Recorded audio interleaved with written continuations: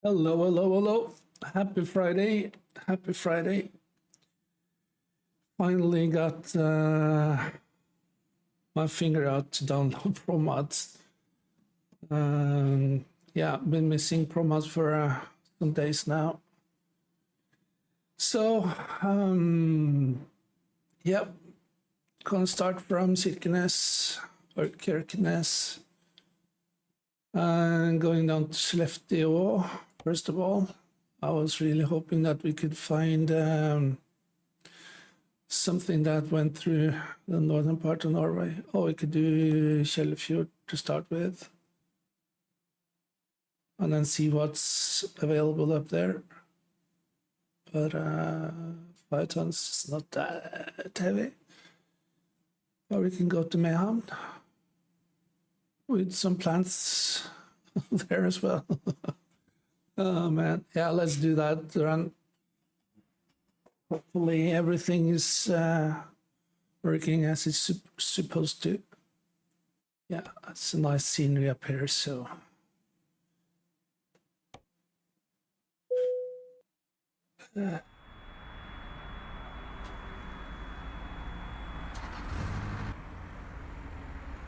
Why? Oh, let's see. There we go. Kind of made more sense.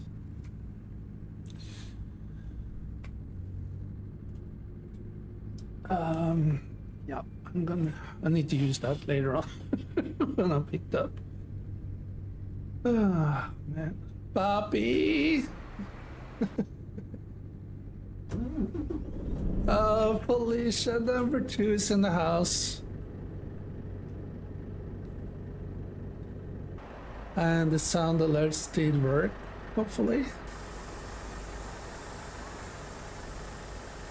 I could hear him for sure. Hey there, Felicia, number 2.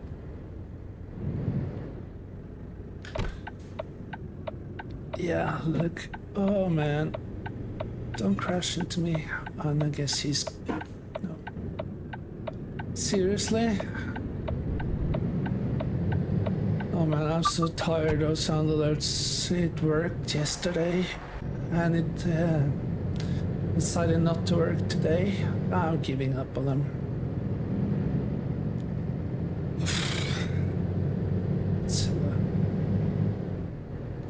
Yeah, I think so. I'm gonna do the same. But yeah, I've had 3 or 4 streams now with them not working, not working, and so on. My God, I hate it. With a passion. Go around the roundabout. First exit. Oh man, I need to turn up game volume a little bit. Take the exit. Oh jeez. There we go. Left turn ahead. Hopefully it sounds okay. Turn left. Oh man. I don't know what they are doing at Sun Alerts, so thank you for hitting that little fucking sign. But having that kind of issues for a long time, it's really insane. Oh, yay. Yeah, those northern Norwegian roads, they are crappy. It's really simulated. I didn't know they were so bad.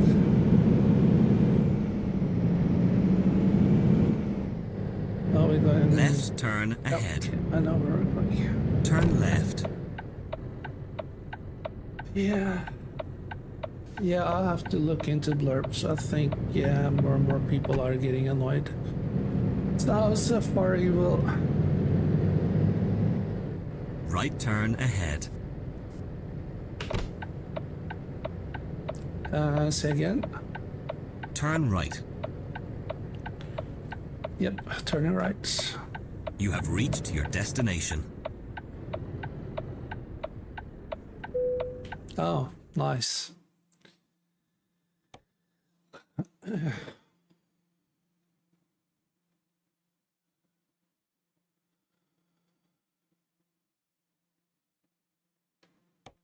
It didn't. Oh man. I thought they had, or I actually didn't manage to. I was too late to pick up the job, but it was on the other page. Yeah, I think it's probably pretty early over in Arizona.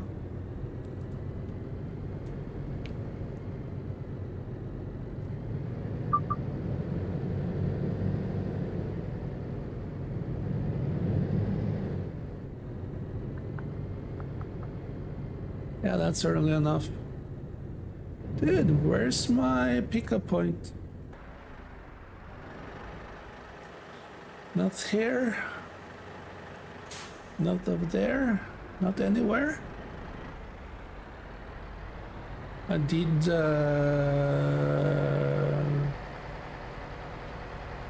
I did accept the job though. Didn't? Oh, there it is.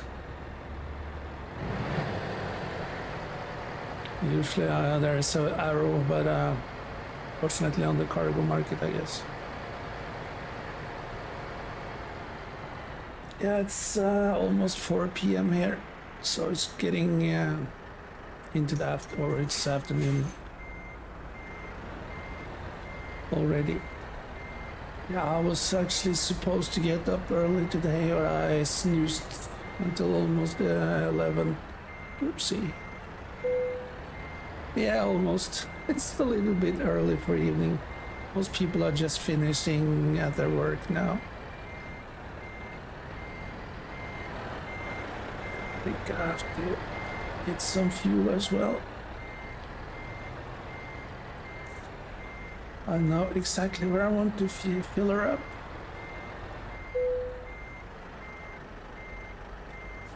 Straighten her up a little bit more. There we go.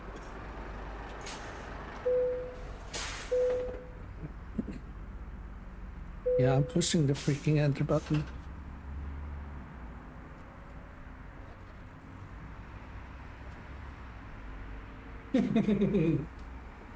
Yep, she doesn't like it crooked, right? Just have to check the only thing I don't like with this truck is or at least I haven't found it yet. I don't know where the indicating for the lift axles are. It's the only complaint I have. Like seriously, the only complaint I have. Or else I love this truck to death, to be honest. Or like it really, really a lot.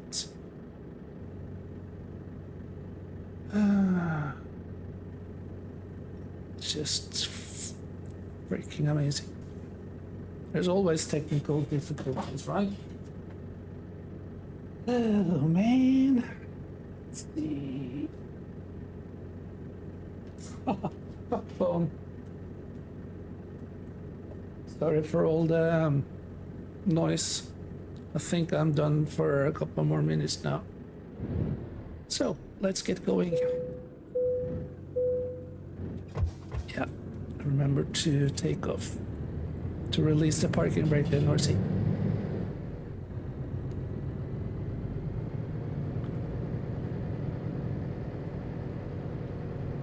We're just shy of half barrels. 10-4.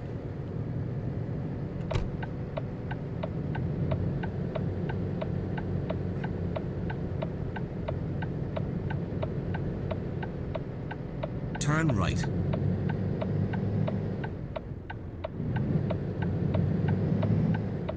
You got any plans for the weekend there for Evil? Or just winging it? Right turn ahead.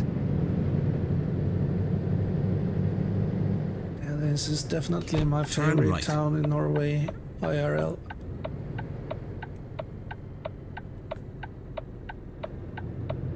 Okay. Sounds boring though.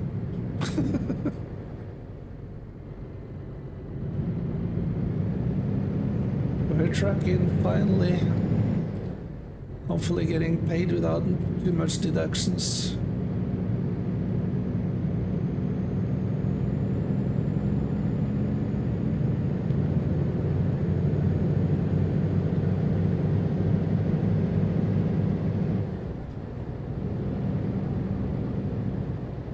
Yeah, Eurotruck really needs to nail Nordics out of the ballpark for me to even considering get rid of promods. Go straight on. And unfortunately, it looks like they have decided to make Iceland a standalone DLC as well. I don't like that. But the nature and the roads and the scenery of Promod is so freaking nice. It's really good representation of how it looks way up north.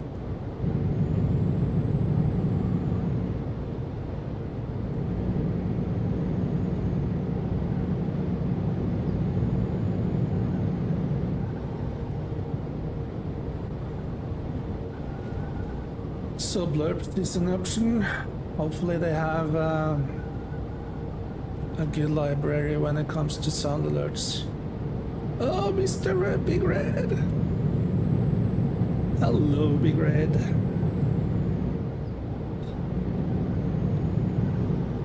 Oh, don't top tip.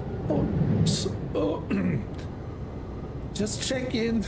Just check in the quality of the tires.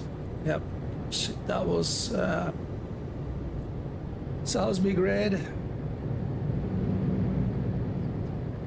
We're trekking way up north in Norway today. Start with.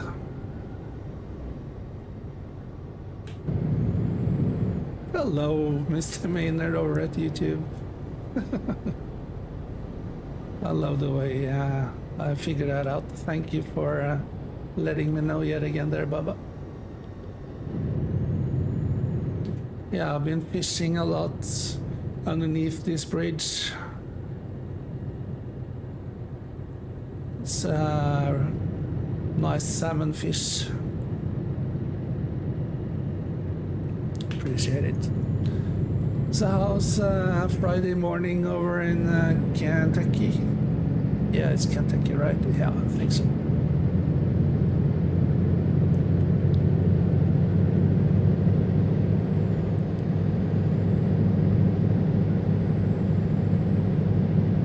This trailer isn't heavy at all. 10-4. Yeah, I had a snooze fest this morning. I was supposed to get up 6:30. I was like, yeah, I heard alarm. Probably just hit snooze button. I woke up 11 a.m. It's like, cool. Now I have an hour to get ready for my meeting. Bare luck that I managed to wake up before the meeting. Usually if I do sleep a lot, I can easily go several hours.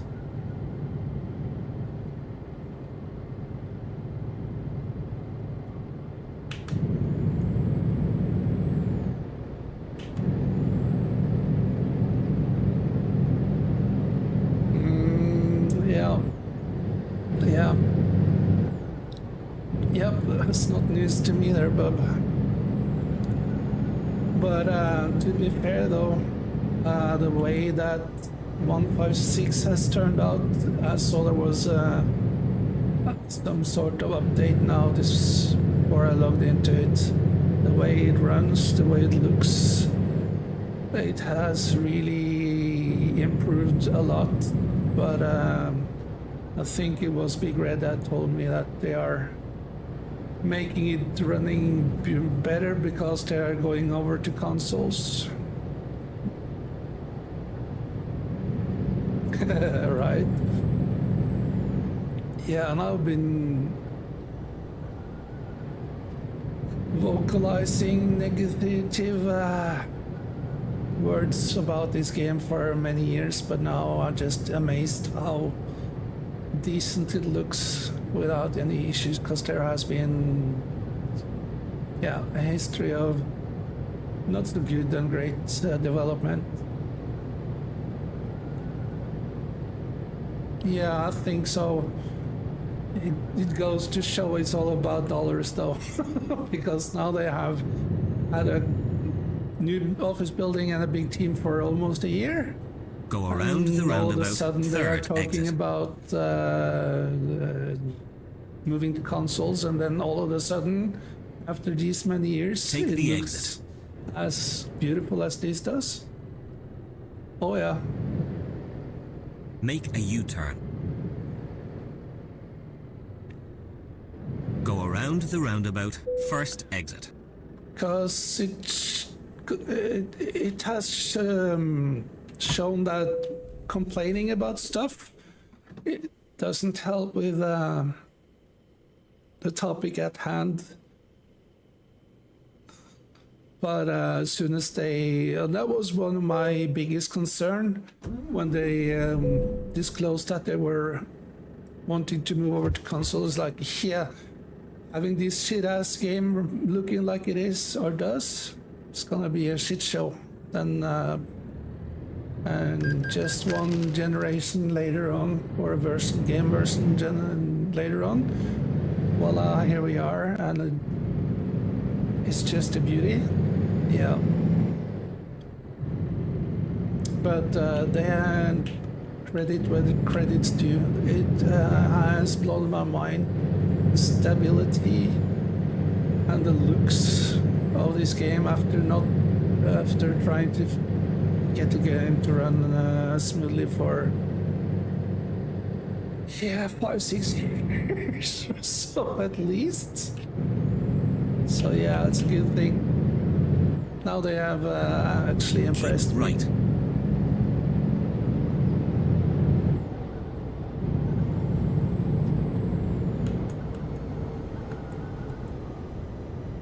No. Left Actually, to turn be ahead. fair, back in the day when there were no downloads, no microtransactions and stuff like that, Turn left. game developers had to actually deliver a good base game, because reviews and all that would either had slaughtered their game and nobody would have bought it, or so they had to just like make a decent product. And as Right soon, turn ahead. soon as we evolved into downloads, DLCs, microtransactions, microtransactions and whatnot, all the sudden the game developers used us as Turn right. guinea pigs to get their game up and running. Yes, some definitely. But you can do this. Now I'm going way back. You can do like a shitty game on Commodore Amiga or 64. You can do shitty games on GameCubes. You can do shitty games on SNES, Konami, whatever. But yeah. And what was the game that came out? Or Citizens or whatnot? No, not that one. The Bethesda game. Left turn ahead. Like, yeah, the CEO went out and said, yeah, game runs crappy. Turn You have to left. upgrade your hardware. I think it was last year or year before. Yeah, of course. So some positive turn comes out of it, but especially when game developers are stating publicly that gamers have to upgrade their hardware, and for the most part, game reviewers had 4090s, the last generations of both CPUs of Intel and AMD, and it ran like shit. What's left to upgrade? Then just proves that your game hasn't been optimized, that you haven't actually developed a game to run as smoothly as it's supposed to. Or, yeah, I don't know, it's like a space game.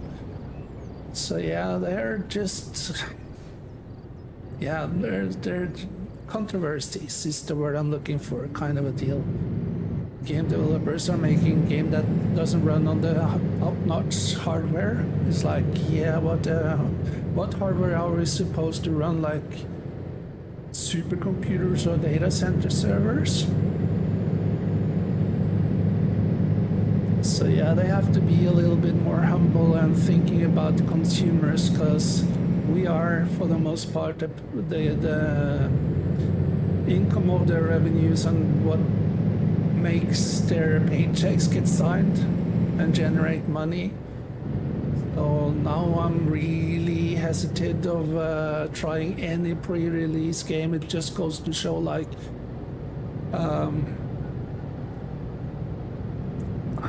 Asset Corsa Evo. That was a shit show. LMU. Especially racing game titles and stuff like that. Cause, ouch. What the fuck? This is gonna be an expensive drive. So if you have like a niche audience that plays your game and you really produce a shitty game, they're never gonna come back and play it.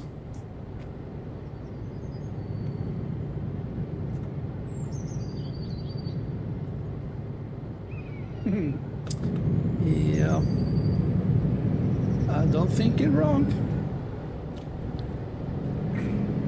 Don't think you're wrong. But yeah. But at least we're getting to enjoy several games. We are being criticizing game for a long time, but we still play it, so we're kind of masochists or something. I don't know. There's nobody forcing us to play things or do things that we don't like, for most part. Which is, yeah, I remember this road now. The speed limit, it's not a good thing to do. Just keep the speed limit way up here, and actually it's really, yeah, if you know the roads in real life, you can have fun on these roads, unless the sheriff's department are lurking.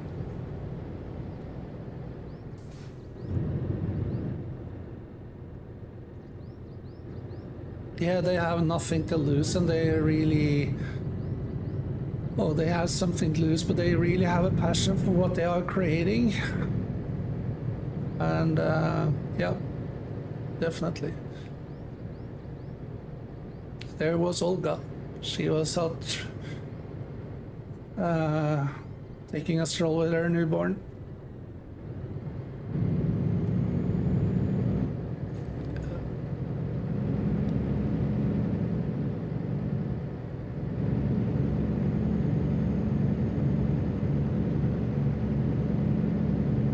Yeah, the driver taking from Kirkenes to, was it Mehamn or Kjellfjord?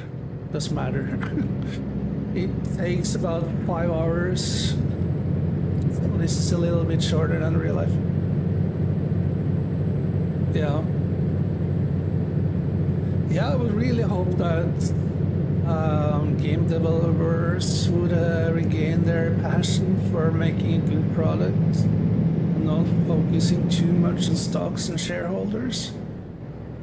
So it would be, I think, a win for those kind of developers if they actually would get to make a game and test it out. But take into consideration there's so many variables when it comes to hardware, though. So it's kind of hard either way. But as us consumers, we have more power than we actually do believe we do have. So now it looks like, especially in Europe, Microsoft has to continue supporting Windows 10 without any extra costs. Oh, you see the peninsula out there? It's really nice. And the drive up there, oh man, it's so beautiful.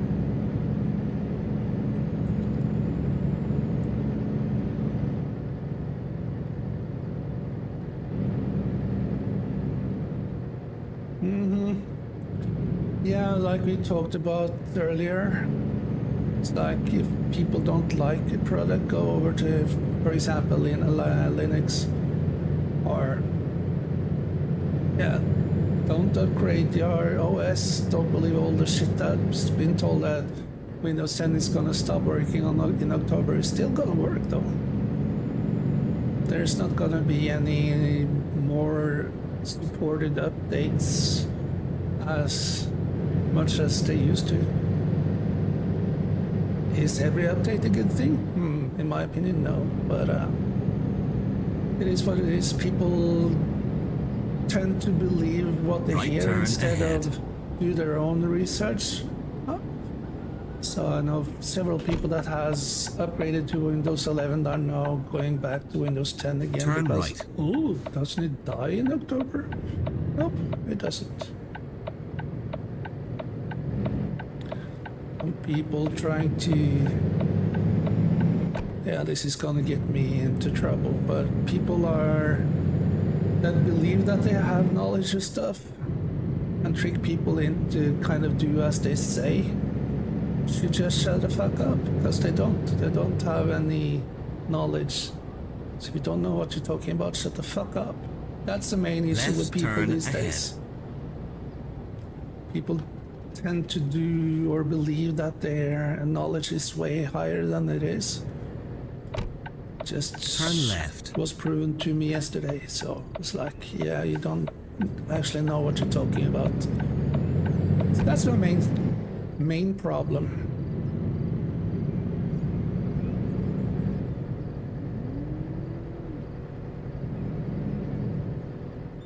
Holy hell yeah.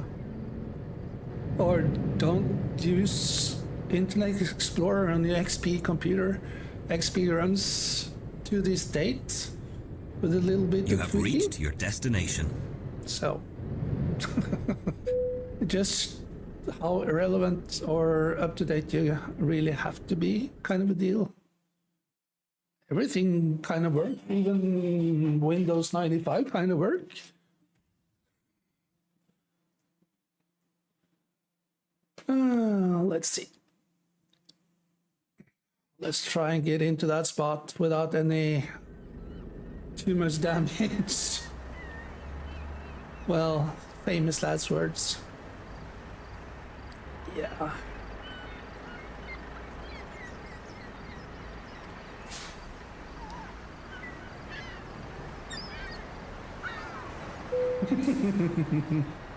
Yeah, or really enthusiasts really keep it going. So yeah, I would really love to get my hand on a working Windows XP. I know there's a couple of ISOs out there that are 95% like the old good old XP and just throw it on a VM virtual machine. That would be insanely cool. Or Windows 7 for that matter. I love Windows 7. Wasn't too fond of Vista, but it has added things for sure. That was good, and there are definitely some things that were not as good.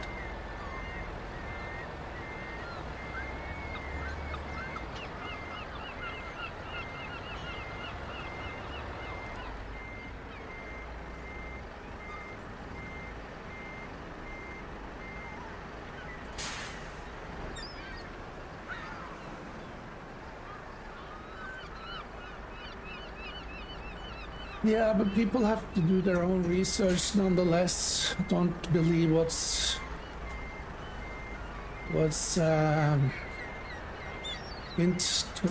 what you've been told from people that don't know what they're talking about.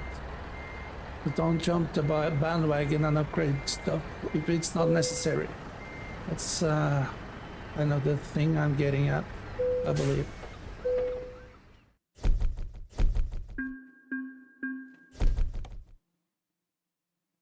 That was a short, fun little drive.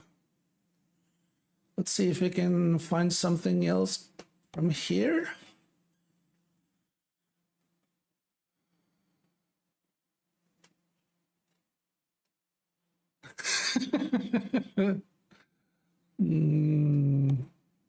Probably not. Where the fuck am I? I just have to go out and see on the map. Where the fudge am I? I'm at Mehamn. I thought so. So why doesn't it show me Mehamn? Maggie McGill. There we are. Mehamn. Yes, there we are.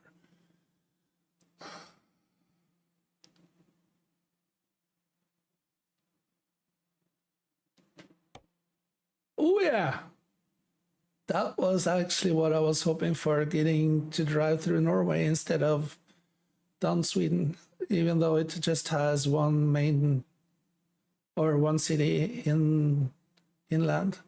But we're gonna go to Åndalsnes. That's also a good, nice drive. With hake, okay. What do you call that kind of fish that I'm gonna pick up? How do you pronounce that in English? Hake? Okay.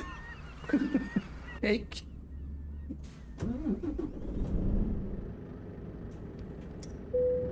Oh, really?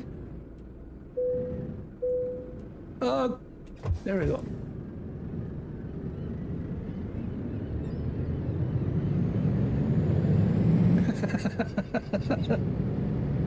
Yep.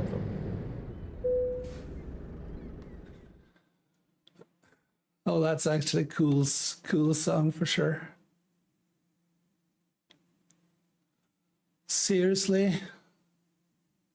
Was it too late?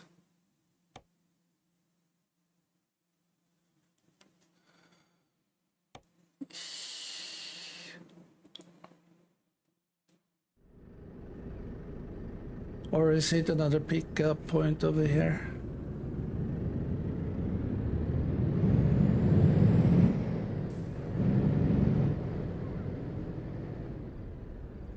What?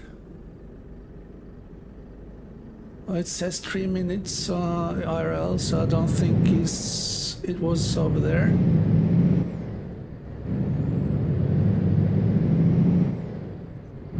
Oh, Right turn don't tell me ahead. about it. I know. All of a sudden you're ending up like a fucking race car trucker. Turn I right. don't like it at all. Was it only 3 minutes?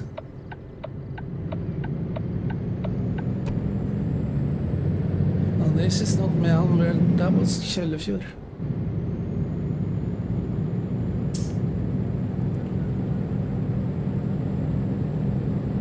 Right. Yeah, but I don't like watching people run trucks like fucking race cars. Not on streams, and I really don't like to drive like an idiot in the game as well. It just causes damage. I don't need more damage to my truck at the moment.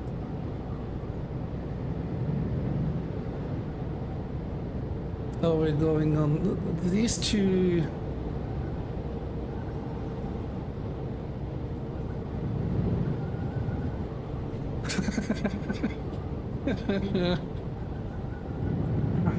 I did not understand the question there, for evil.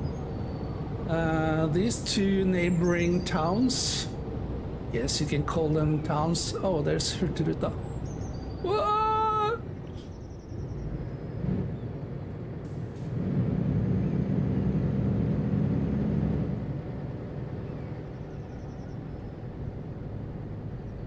Oh no, actually it's gonna loop me the fuck around. Oh man,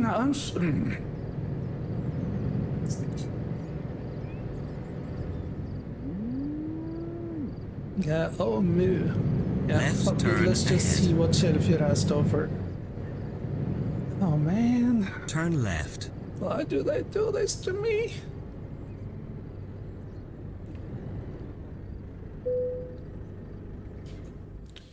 Bastards!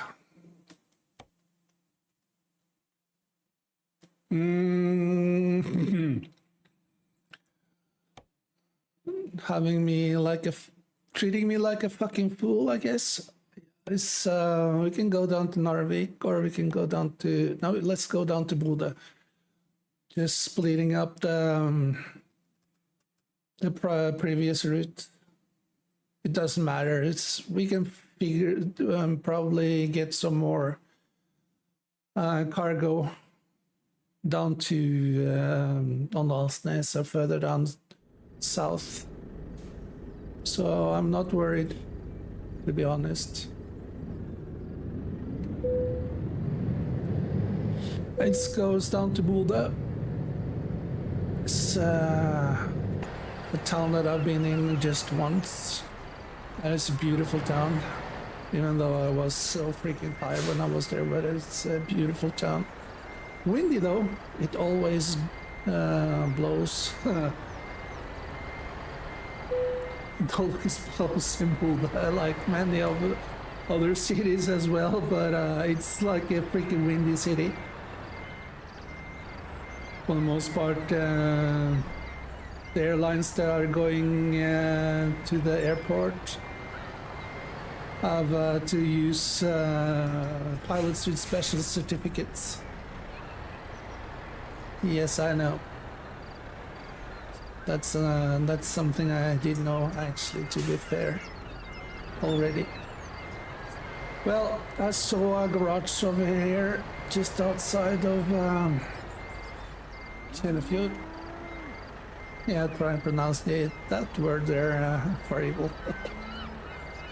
So I think I'm just gonna bite the bullet and repair this trucking trailer. There we go. As long as it's green, I gotta take it. Oh, stop your engines, Norcy.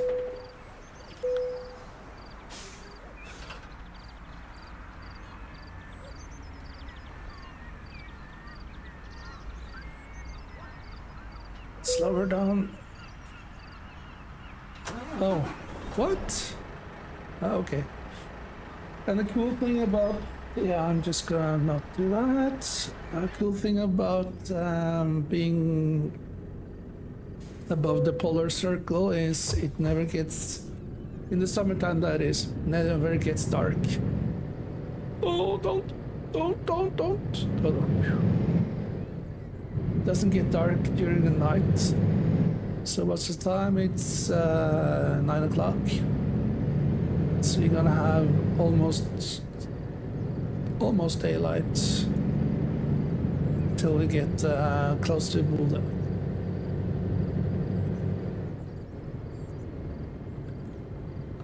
So weird. When I was on holiday this summer, it takes some getting used to, for sure.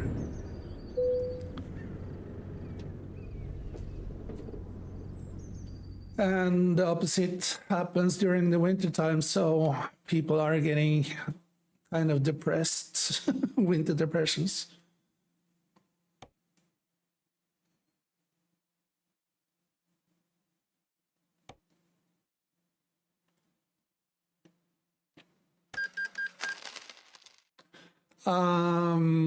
It's kind of really dusky. It's like 4 hours of dusk, no, 2 hours of dusk during the winter time. But yeah, people do struggle a lot when the weather acts up like that. So yeah, did I just make a doozy out myself right now? It's already paid for. Cool.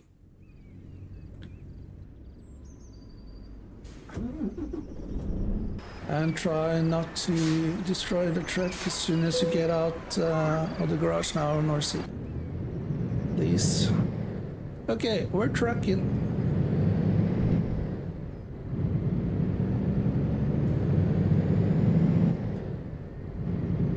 Oh yeah, definitely. And they keep their external Christmas decorations on all winter, for the most part, to get more lights on get more lights outside the house, so it doesn't get as dark as it usually does. But yeah, it's strange. And remembering when I lived up there and going down to the south midsummer, especially taking the night flights or evening flights down to Oslo. I was like, what the fuck is going on? It's just pitch black. So you get used to certain things pretty quick. Either you adapt or you don't, but it wasn't any problem for me. We had some good blinds during the summer on the windows for the bedrooms. But staying outdoors, especially with young children, Daddy, it's not Right even turn dark ahead. outside. It's like, yeah, it's 1:30 in the morning. Please go to bed. So they didn't manage to that Turn quickly right. enough. But yeah, especially being out fishing for 12 hours, you tend to feel that in your gluteus maximus. So check on fuel, pretty good, awesome.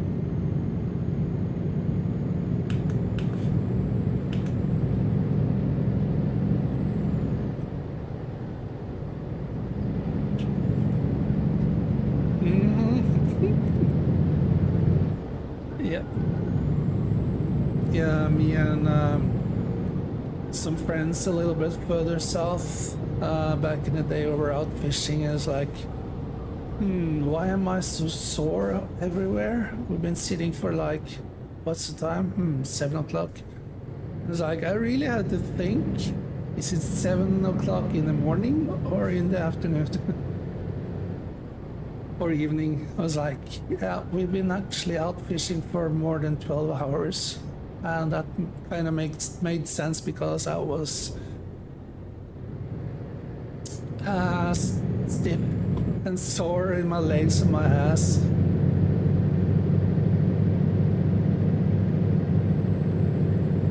Oh, cool. You're still in the hundreds? Or has it been a little bit down in the 90s?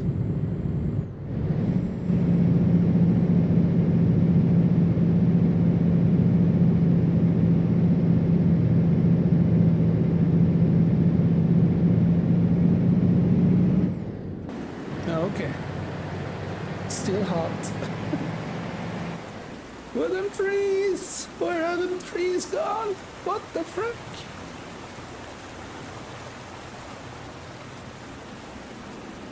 Yeah, this is not a good idea trying to keep your truck road oriented NRC.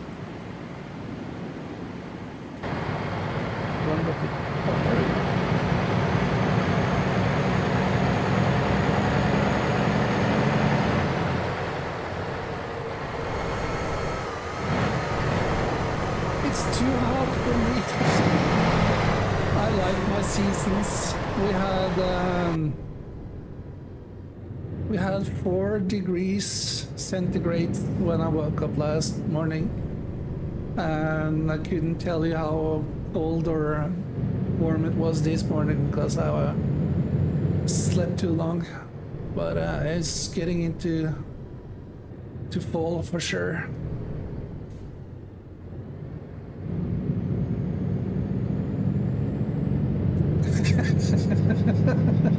I would say hell and not hell.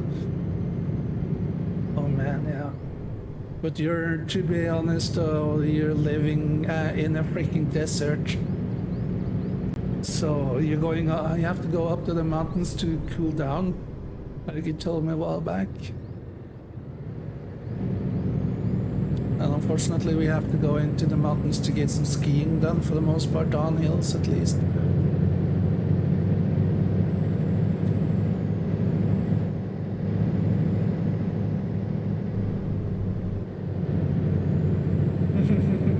Right?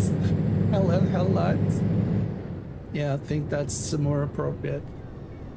But yeah, I'm never getting tired of this joke. Hell freezes over annually.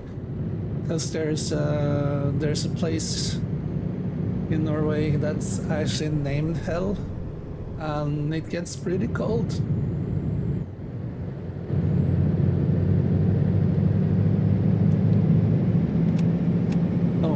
forgot to actually have my lights on. Why? Yes. And the best part is there's a Norwegian streamer that lives there, and his name Right or his turn son's ahead. name is Lucifer. That really cracked me up. I think I heard that last year. I couldn't stop Turn laughing right. for 10 15 minutes. It just was so hilarious. But then you're actually taking every name of your residence into consideration. I love it. Yes, exactly. That just were too funny to not know about.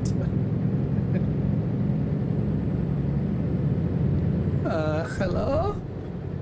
Lights? Red lights? Hello? Wait. I know they are on. Hello?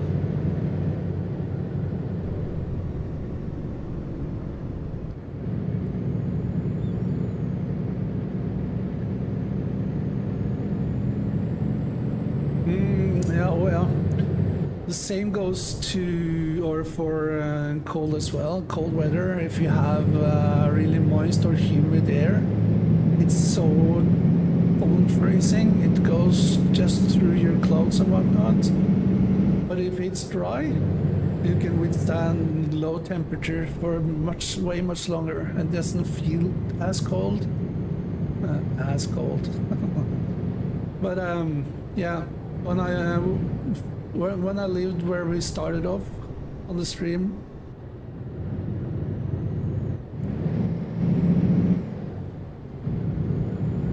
oh, that's good. So it actually rains sometimes.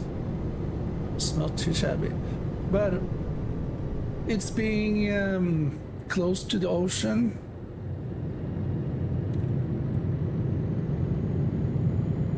Yeah.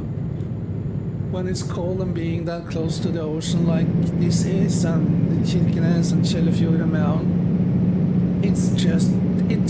it's so intense cold. But if you go into like Kautokeino or Karasjok, and it's considered actually a Arctic desert because there's snow, of course, but there's so little of it. And the temperature is 40s below, 50s below 0 centigrade. And it doesn't feel as cold, even though it is colder. I experienced 40 degrees below 0 in Kirkenes, and yeah, that's freaking not a pleasant weather. And a friend of mine lives in Kautokeino. This is not words or places you're familiar with, I know that, but we took some boiling water in a cup, went out, threw it up in the air, and just snowed. Instant turn to snowflakes. Not like people are getting easily offended, but real life snowflakes. And that's just insane. There's couple of cities or places in Russia that gets colder, and in Mongolia.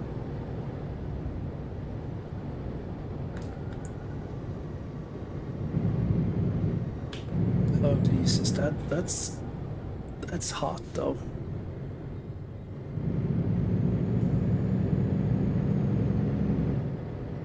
Yep, exactly. They have, and I think it's close to the Chinese border from Russia. They have actually measured 75 degrees below 0. And yeah, try to have running water and fresh meat and vegetables. They are actually, and some places on Greenland, they get their proteins and all nutritions from blubber. Yeah, that's a hot summer day and a good day in Norway. 24 degrees. Yeah, that's hot. and pushing 30 and above 30 degrees. No, thank you. I'm good. Just give me a freezer storage compartment solution, and I'll be just happy. I go into hibernation within the freezer. Man, look at this view. I love it up here. So yes, you have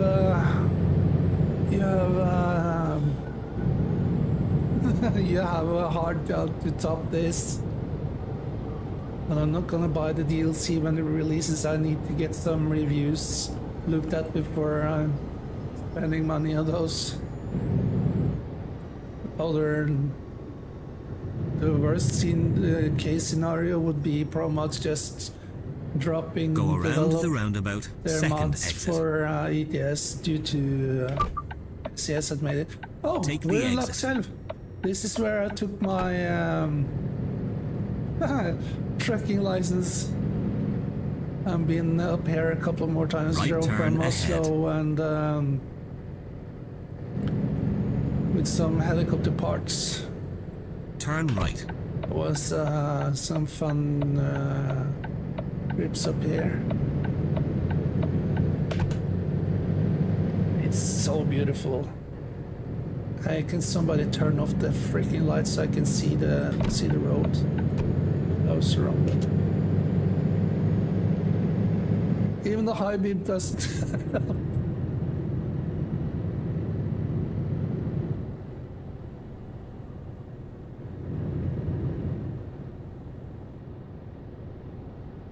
Yeah, the worst part is meeting a semi like here in a bends or sharper bends or tighter bends, and the driver is not paying attention. Well, that's never gonna be a happy outcome because they are gonna ramp each other. So yeah, being mindful of what you're doing, especially on these kind of roads. You have to be paying attention for sure. And yeah, I was stuck on the mountain for 4 days because they closed the mountain. Now was so bad weather. We had a blizzard up there.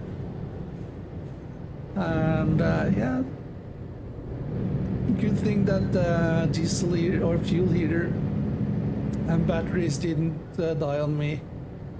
So when I lived way up here, especially during winter time, because it's when they're closing roads and mountains and stuff, you need to have your snowmobile clothes with you, and you have to bulk up on some food as well that you can actually have in the truck, so you can actually have like a water supply. I tend to have 10 liters.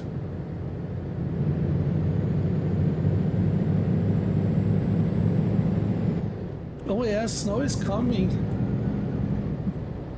But they do usually have snow in Michigan, right? Because that's way up to where Chicago is in Midwest, isn't it? So yeah. Oh, you have to prepare for all worst case scenarios.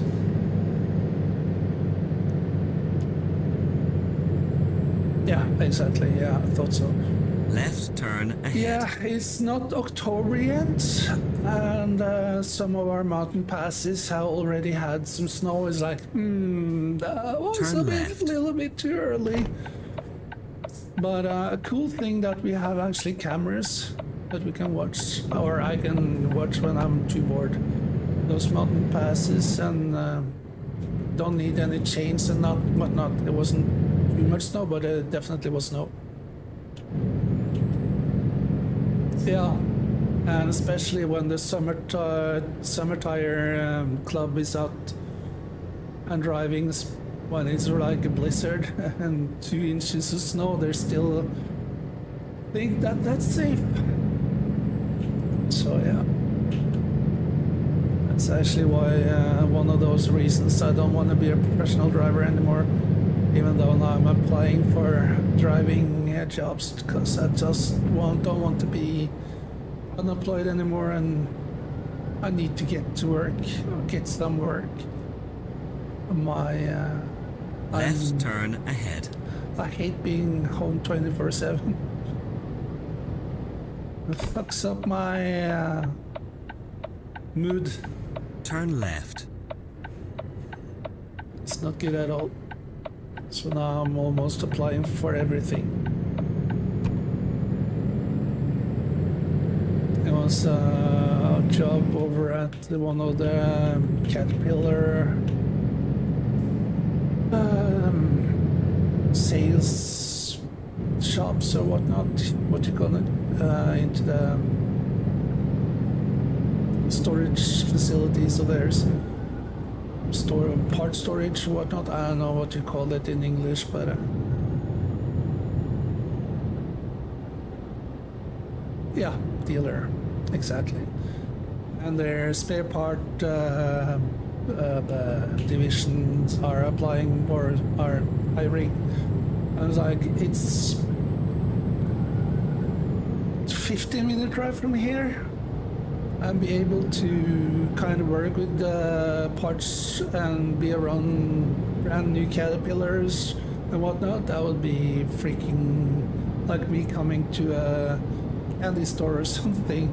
That's a job I really, really, really want.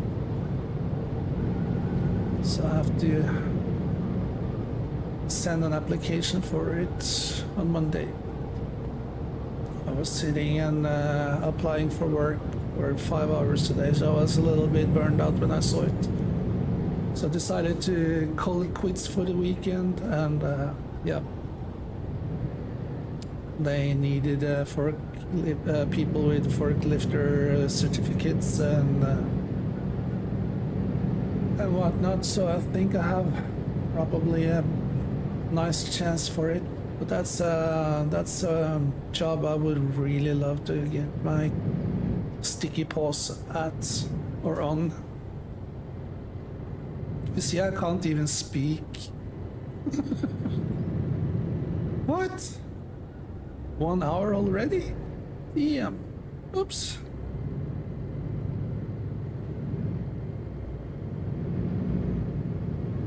Good thing that you're sticking around there for it. Appreciate it.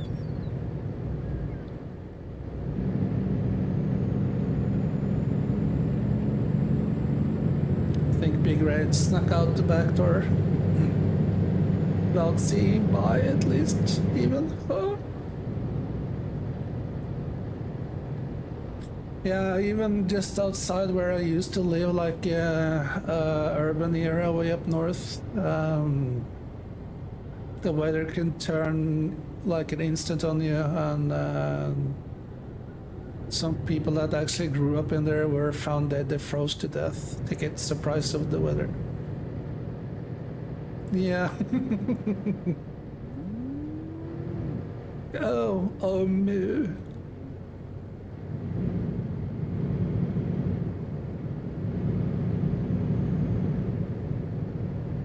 Yeah, they have added this bit of road recently. There's not that many versions ago that we were able to Go around the roundabout. drive Second this exit. bit of road. So I really love it. It's challenging. Take the exit. Twisting and turning. There has some ferries on it, like they have in the real life. And going down to Bodø Go was around the not an roundabout. option. Second So exit. yeah, this is to me not as familiar scenery. Take the exit. Skyler truck dealership and Volvo thing. Hey, oh, it's just a four-wheeler dealership. Go around the roundabout. Second exit. Yeah, but again, back to those Caterpillars. When I grew up, I used to Take the exit. live close to an industrial site where there were several dealerships, and there was actually some Caterpillars back in the day, like Raiders, bulldozers, wheel loaders, excavators, and all that nice Go around the roundabout, dumper second trucks exit. and whatnot. Like, oh man, those are so cool machineries. Take the exit. Be able to work kind of in close vicinity of those in real life would be pretty cool. Go around the roundabout, second exit.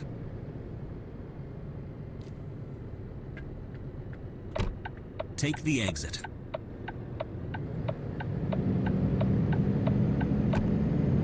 Keep right. Yeah, I have to. Oh, I could actually. Why didn't I think of that? I was thinking the other thinking. What are you thinking about? I'm thinking about bringing out one of my rigid chassis up here because they follow the road more. What should I say? They follow the road kind of easier than a semi. You see, when I get into the turns, they kind of cut off the midline there. With those trailers with dollies, they just follow the truck. It's more suited for these kind of roads. So we have, for these kind of roads in Norway, IRL, we have rigid chassis and trailers with dollies. Not dolly duck, but they are more easy on the road as well, and they don't cause too much of accidents, to be fair. They're more suited for kind of roads, but we have, of course, semis as well, but preferably driving a rigid chassis on these kind of roads. But they are a nightmare to back up. I found them to be a nightmare. So when I took my license, when everything was going a little bit good for my teachers,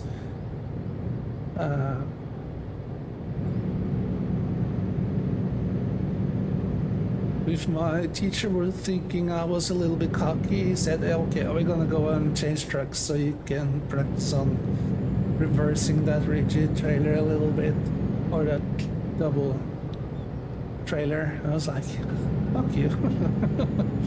Oh, he's actually trying to teach me and get my experience up and running so I could back with them, but you have to be driving that daily to figure that shit out, or be a reverse god or goddess, because it looks so easy when people do it, and they are so more flexible.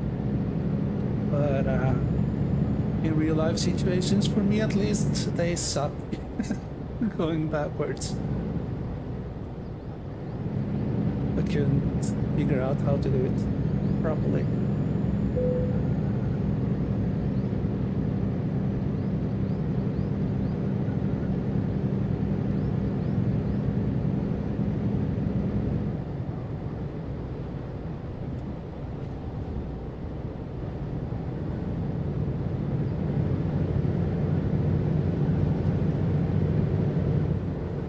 We're gonna drive over the salty mountains. Salty chocolate ballsy mountain.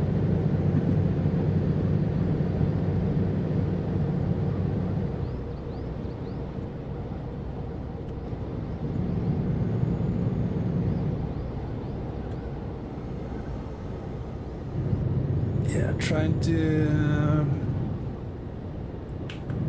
run the speed limits up here. It's doable some places, but for the most part you just have to kind of find a good speed and follow the rhythm of the road. Kind of a deal, so you don't flip over like I almost did earlier. So, yeah. And especially during the winter time, we like to be running like this. But if something happened, like an animal or a puncture or whatnot, we have still some chance to save the vehicle. So if you're in Norway driving, especially during the nighttime, look for headlights and see that hopefully the driver are awake enough to actually don't hit you. But yeah. You see here we have to borrow a little bit from the other lane to get around those bends or turns. And of course my lack of yeah.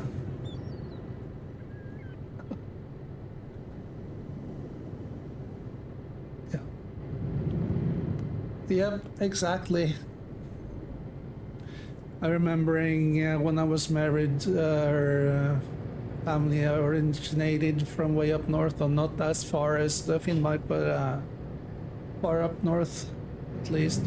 So we went up there for holidays sometimes. She was complaining about all those semis coming in the middle of the road. It's like, are you or me driving? Can you please just go back to sleep again? I got this. They need to do it, or they have to do it, because if you go too close to the edge, you have a slight chance of the road falling out. So it's all due to safety. Yeah, but that's not safe. They're laying in the middle of the road. Yeah, but it's still me driving. Go back to sleep, please.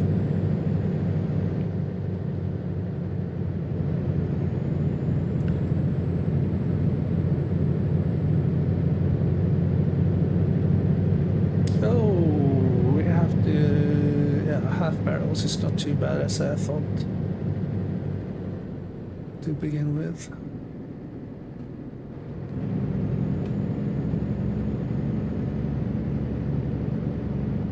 My goodness.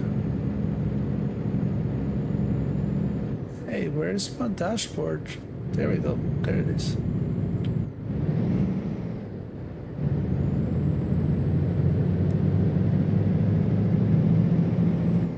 But the strange thing though, there should be more reindeer in the roads.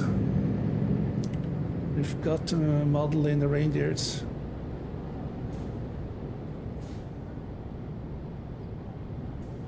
Whoopsie.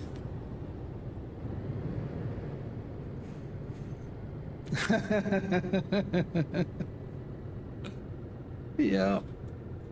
I remember when promods were released on TMP. Oh man, when was that? 5 years ago? Whatever. Going down to the quarry of Kirkenes.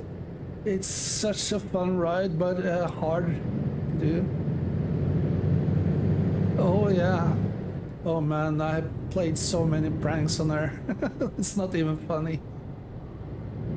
Almost like to the extent when you drive up to a truck that is on another truck, but in reverse, and you drive close, and just scream from the top of your lungs, and you're just like, we're gonna crash! Or she almost had a heart attack. She was pissed for like 5 hours straight. I wonder why. But yeah, I was bored, so I started figuring out shit that was on her behalf to entertain myself.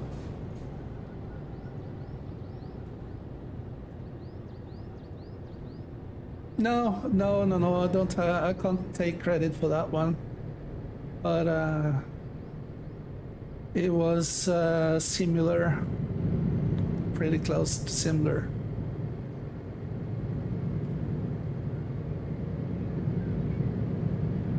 I think it was a little bit before everybody had kind of a camera and had to post it. We're still paying for the data that we were using and so on. And the cameras on the phones that we had back in those days weren't as good as it was now. And yeah, recording people without their consent, especially when they're sleeping, even though it was my spouse and it was just for fun. No, that's not. No, that's just not me. Especially publicated. Yep, absolutely. But I still have vivid recollections of all the shitty things that I done just to entertain myself. Because it took like, we didn't want to drive through Sweden, so I had to drive on these kind of roads, and you can see across the fjord, for example, in eyesight. It's like, would that be in 10-minute drive, but you had to go and follow along the shoreline, kind of a deal, and it took like 4 hours. And drive like that took between 17 and 19 hours. While she would be asleep for 85%, 90% of the drive, woke up, feed me, get me some drinks or coffee or whatnot, and go back to sleep again. Instead of just having straight mountain roads or forest roads in Sweden. Oh no, I don't want to drive there. It's so boring. Just trees. Mm-hmm. You're sleeping most of the time either way though, so I don't want to know why you're complaining and it's me driving. So yeah, no forest roads. Yeah, you can look at the map. We're going over there, right? But we have to go all the way into the fjords.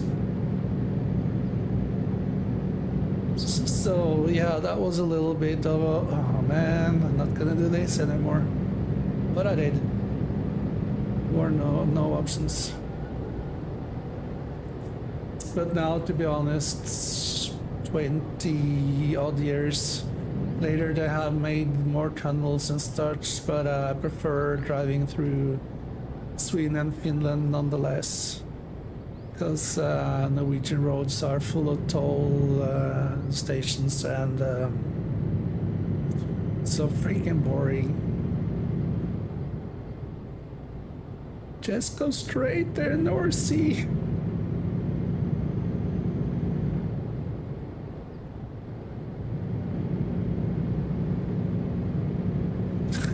Yep. On these steel promods.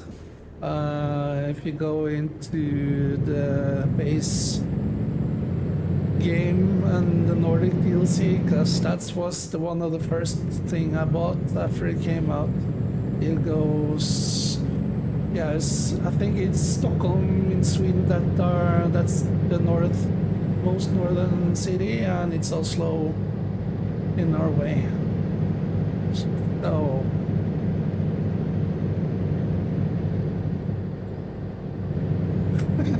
Yep. Oh, we have, we have the world's longest tunnel, and they actually made a rest area inside, and they actually made several kind of zones with different lighting, so it didn't. So you know you actually were going and actually go somewhere within the tunnels.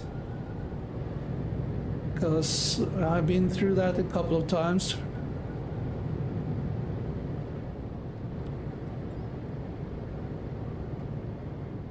Keep right. Right. So they have this, they blew out a huge chunk midway in the tunnel. And they, I guess you can say it's almost as big as a decent stadium of sorts. Which people can just get their claustrophobic reset. And it's a freaking long tunnel. I think it took me 40 minutes to drive through it. Yeah, I think it took me 40 to 45 minutes to drive through. and it costs a lot of money for sure, but it saved so many hours and ferries and stuff. So yeah, it's a cool tunnel, but some people are too claustrophobic. So if they want to go where that tunnel kind of gets to, they don't want to do any tunneling, you have to take a fucking airplane. There's no drivable or other options, to my knowledge, to close down the ferries. Move. Oh, we're going up to we're going up on the mountain now, where the polar circle. Let's see. Yep, we're coming down to Fauske. And I have a video from this on my Facebook, Norse Viking Facebook page. It's a video in real life. Oh, fast mover. Left turn ahead. Isn't it Fauske? It says over here. No, Tromsø. Am I a little bit too early? Turn left. Oh yeah, we haven't gotten to Narvik. Yeah, I was getting ahead of myself. That never happens.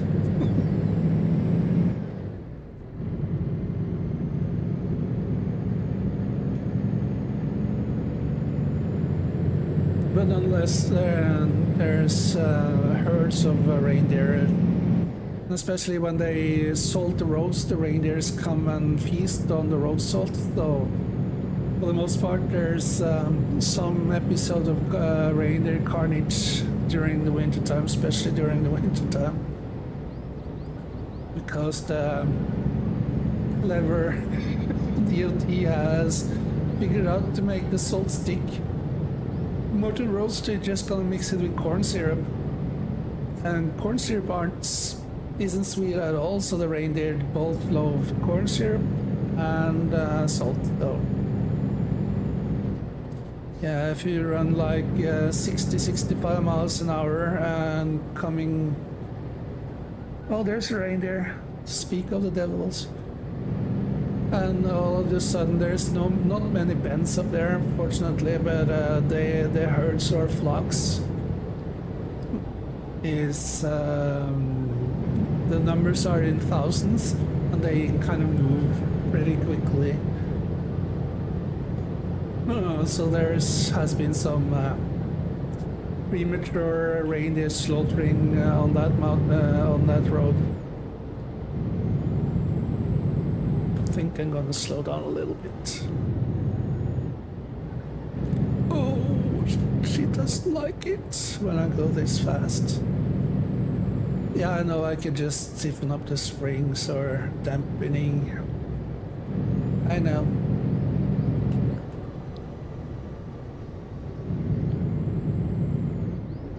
Oh, we're coming down to Bardufoss, okay. One of our big military facilities in Norway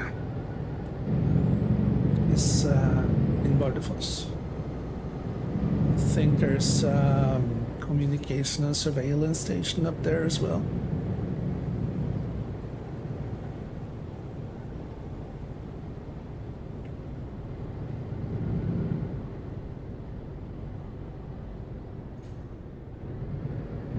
Yeah, there was that fuel I was talking about earlier there, North Sea. I'm gonna grab some soon.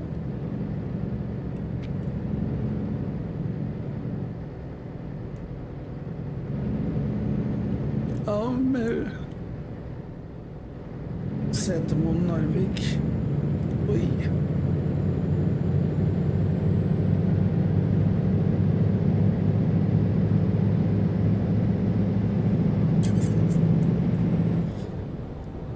Yeah, I might have screwed up. Not filling up when I should have.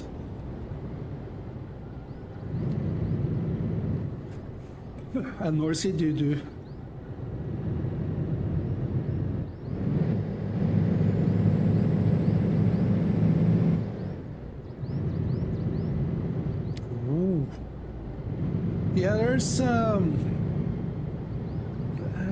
there was supposed to be a couple of more trucks releasing now at 156 release.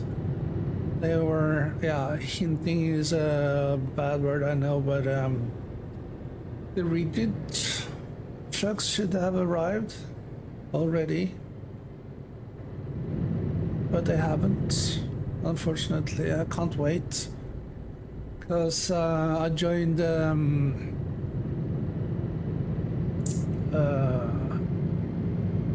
ETS2 server not that many days ago, and they they don't prefer, they like running the rigid chassis, and unfortunately don't have the option to put any low cargo in the truck, because in your truck all the weight is situated on in the trailers.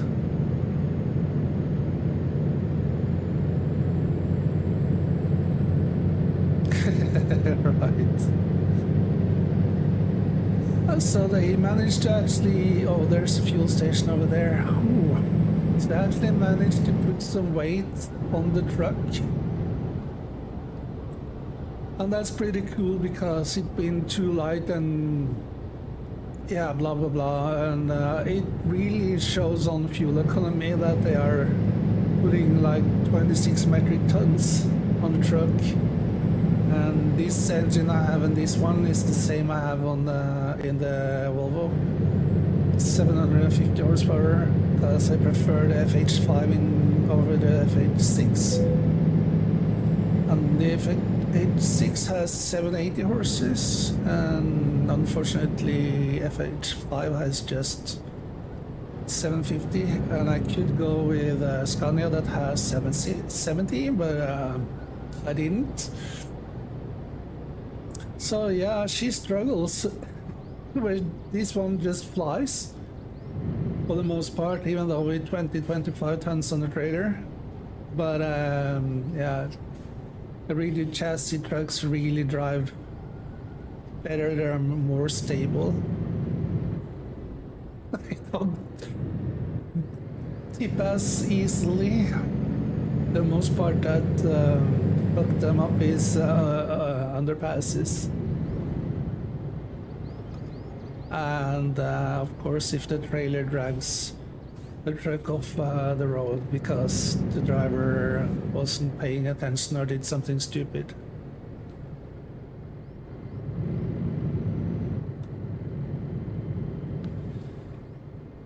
Oh, I never touched them. I've seen a couple swear to them. It's like, nope, I'm not gonna watch your stream, sorry. I can't stand them at all. I think, oh, no, don't get me started there, for evil. Just to be fair, I don't like EVs at all. It doesn't matter if they are Go around the roundabout, excavators second or exit. trucks or dildo cars. I don't like them. But no, don't get me started. Take the It's exit. been too much negativity on the stream already. Let's see how to go about.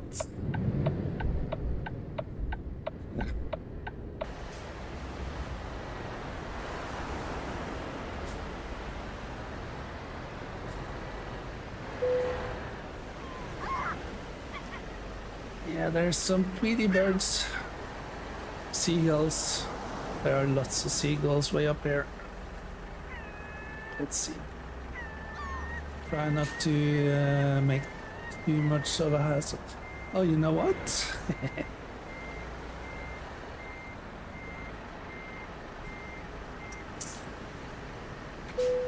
Why work harder when you can actually work smarter?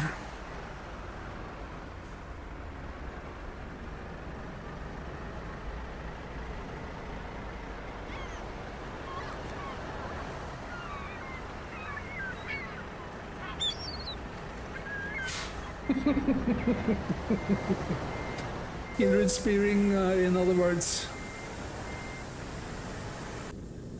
Yeah, Yeah, again, don't get me started, please. We're trying to have a good time, don't we?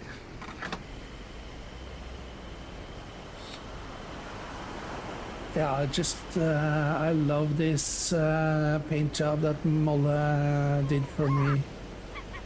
And yeah, the server that I joined the other day is also on Turkey.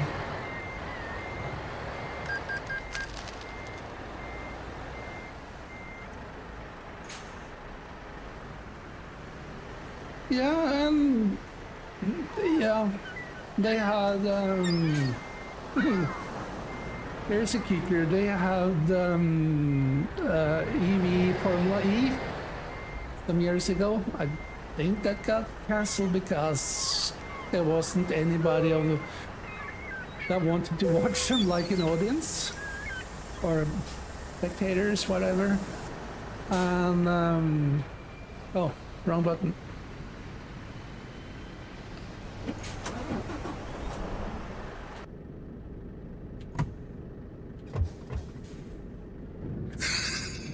Yeah, they tried running EV couple of laps of Isle of Man. I think they managed to do 2 laps, but there were actually, oh, here's another kicker. Rallycross.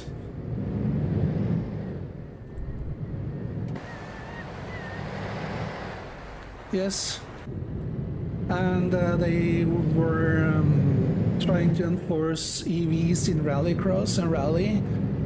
They settled on hybrids in WRC, and those machines are even quicker than back in the days those Group B cars. So they are insane. That's cool, but they still make another pop pop pop pop, boom boom boom engine noises.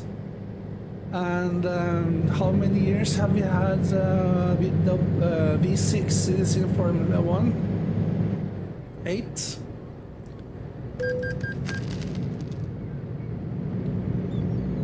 Yeah, exactly. And here's another funny story as well. Recent FIA meetings, I believe it was in Paris or whatever, it doesn't matter, but FIA has always been kind of wanting to evolve Formula 1 or motorsports. And when they started using the hybrid V6, most engine noises like the V8s and V10s and even V12s were kind of really muffled, so people were like, oh man, this is actually boring to watch. And the cars grew bigger, and it was harder to overtake, so it was more boring to watch Formula 1 races. And they lost really lots of fans and audience. So a couple of rule alterations. Now 26 has a new rule set. Smaller cars, less downforce, same hybrid power plant. Oh, traffic lights. I had to remember what they mean again. And FIA actually recent team meeting with all the manufacturers and all the Formula 1 teams actually said, how and when can we get V8s back into the game, because we need more noise in Formula 1. And 3 or 4 manufacturers said, well, we can get it back into Formula 1 29 or 30, because then it's a new rule revision. And I think it was Honda and another, I think it was Audi that said no. So apparently they haven't settled or agreed upon which year, but Formula 1 is going back to the V8s really quick, or quick as can be, because they have to, because all the development of the 26 rules have already cost a lot of money, so they have to keep that for a while.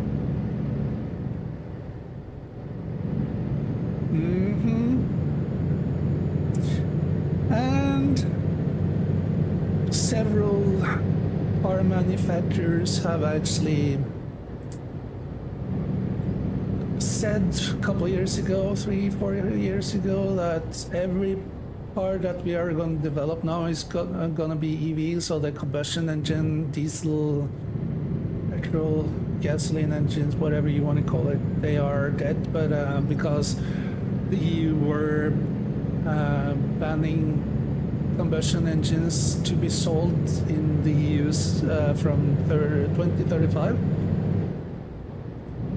So yeah, the EU, every car manufacturer that has stated that petrol or combustion engines is dead from 2035 has gone back on that actually. So the combustion engine isn't dead, so they're gonna produce combustion engines. The banning of combustion engines is not gonna be forced. 2035 in the year. I wonder why. Because they are shite? Whatever. Enough. So yeah, they're dragging their feet.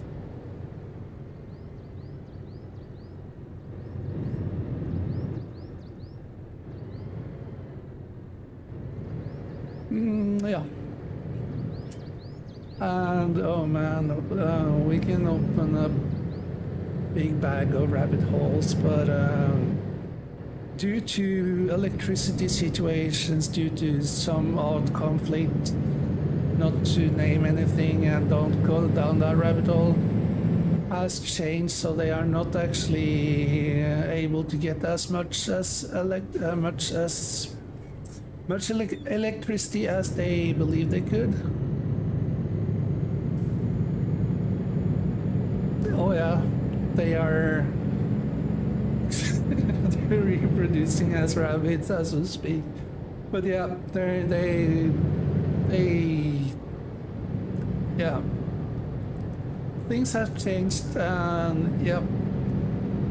So, but anything, the only green thing that matters is the green on the dollar bill. To be fair, that's the only green that matters. The green matters, but the only color green.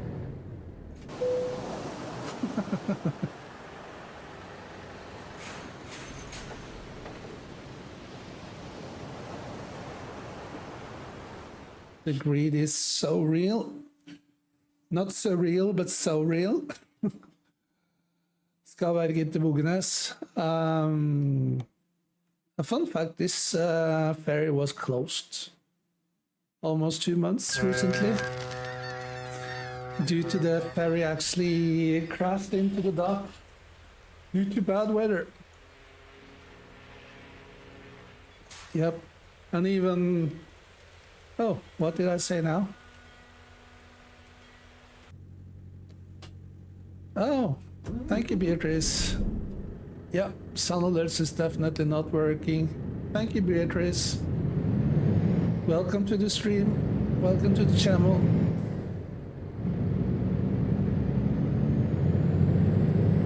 Yay! Thank you. Appreciate it.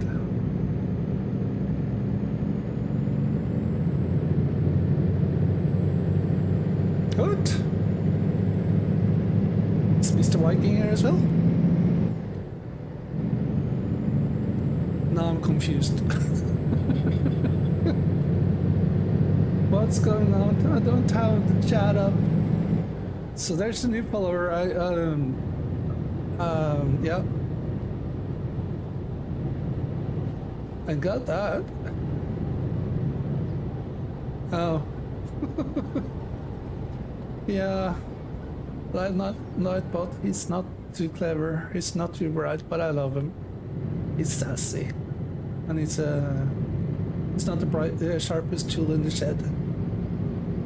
But yesterday I got a new follower and Sun Alerts did work, but yeah.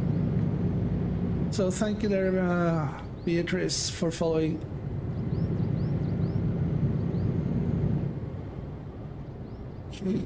Yeah. Yeah, my second favorite asshole, to be honest. Oh yeah, this is fun. This is a fun part of the road. And I have to use my retarder. It's like a kind of engine brake, but it's not. But it does the same job though.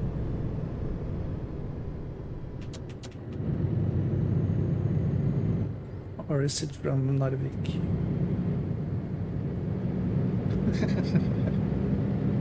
No, my favorite asshole is one I actually own and do my silly business. But yeah, he's my second favorite.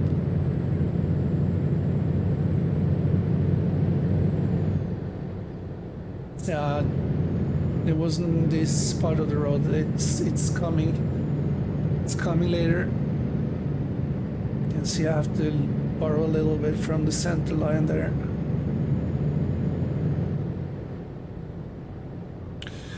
Yeah, I have to check out Blurp later on.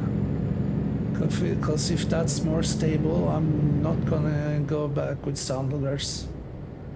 It's gonna be a hassle to set it up though.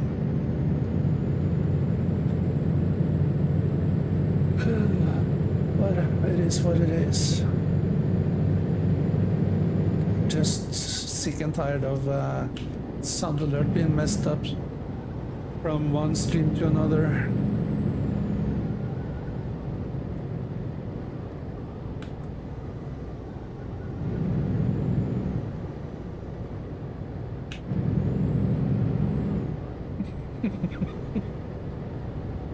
Yeah, let's not try to offend anybody today there, for evil.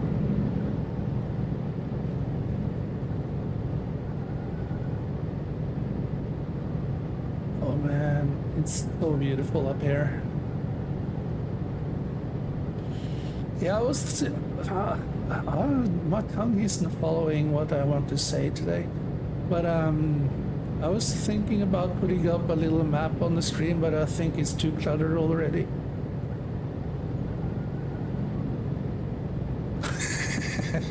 You are? Holy, my goodness. You haven't managed to offend me yet, though. You're doing a poor job. Maybe I'm offended proof.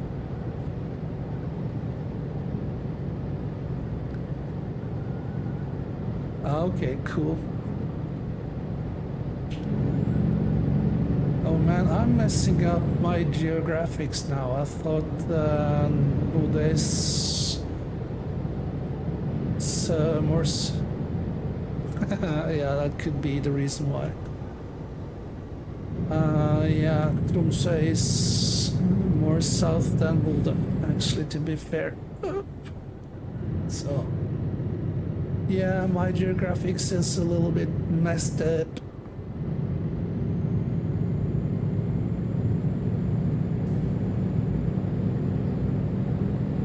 I mean, look at this view.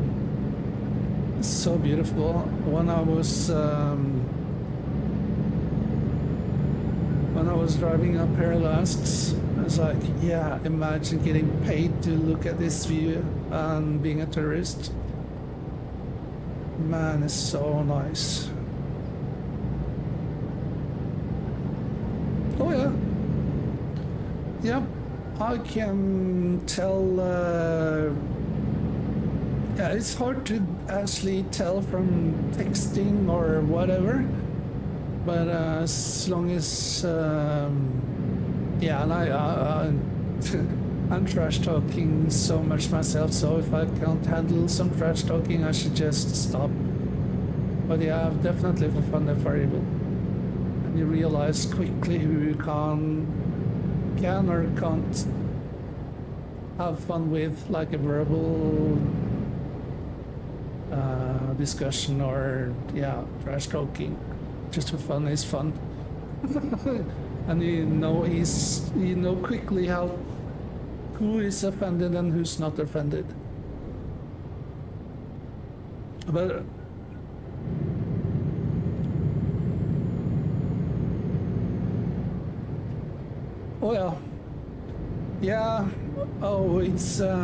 it's so hard to distinguish where to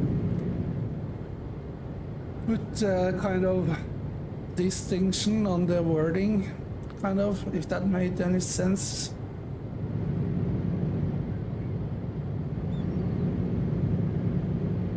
No. And for the most part, people are taking the written communication form in worst possible way ever. So that's why we had to come up with the emotes and smileys and whatnot.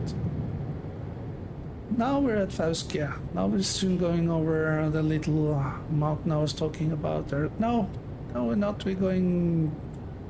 Oh man, we're going to Bodø. My bad. Yeah, that's what I tell everybody. If you have something that's not important or serious to say, if you punctuate the sentences as you were taught back in the day at school, oh, you're so mad, you're punctuating and putting all the right signs in and blah, blah, blah. It's like, what?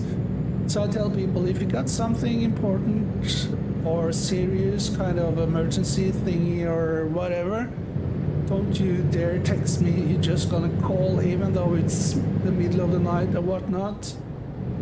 You don't text about those things at all. But it's just like bullshit. Text is more than okay, or quick messages that has no importance at all. Like, I'm gonna see you at the cafe tomorrow 10 p.m. That's gonna be okay to send us a text or a message or whatever. But I have had friends that were wondering if I had people on my Facebook that were literally arguing like badly. I was like, no, just the way we are. I use my Facebook to stir up opinions and shit, and I don't care. And I have had people on my private Facebook that has deleted me because I'm too obnoxious or not following the narrative, whatever, but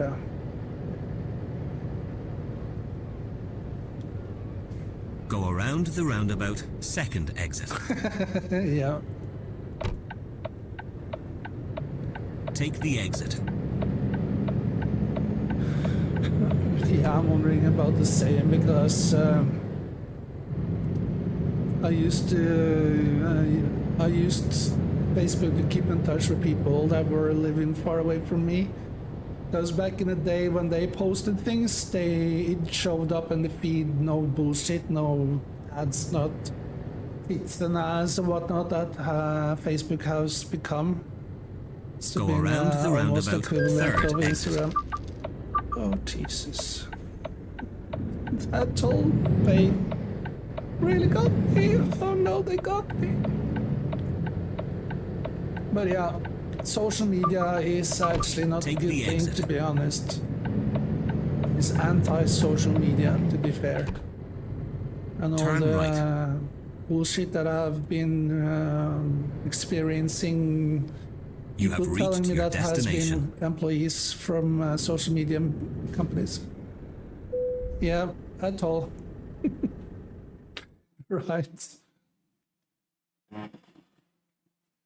And they have stated that they targeting people, especially mentally weak people, and they are surveilling every post. They are listening and blah blah blah. It's like, yeah, you're so conspiratoric, they're nosy, and it has proven to be a fact. It's not a conspiracy theory anymore. It's a proven fact.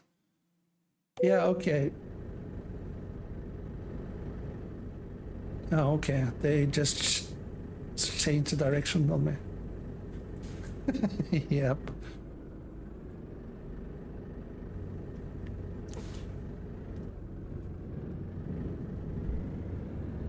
So they just changed the direction of how I'm gonna deliver. Okay, got it. I couldn't tell if there was a difference or whatnot, so it's like, what?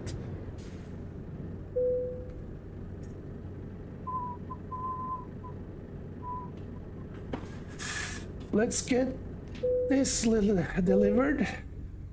I think I managed to say that sentence correctly, didn't I? I think so. I do believe so.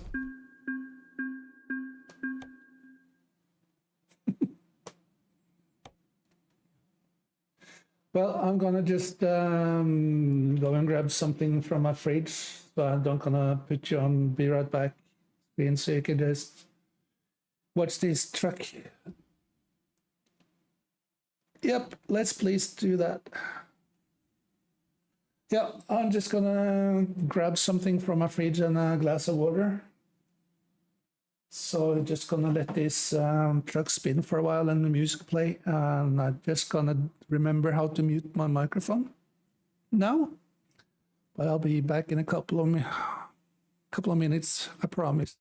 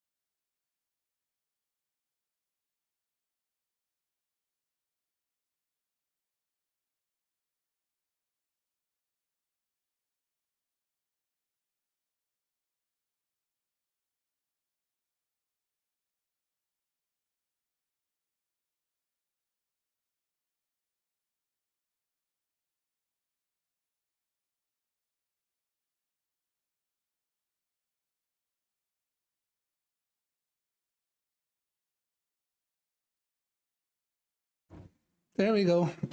Still muted. I'm back. Don't need a heater in my office as long as the computer is running. Holy, it's getting toasty in here. We're at Boda. Let's see if we can find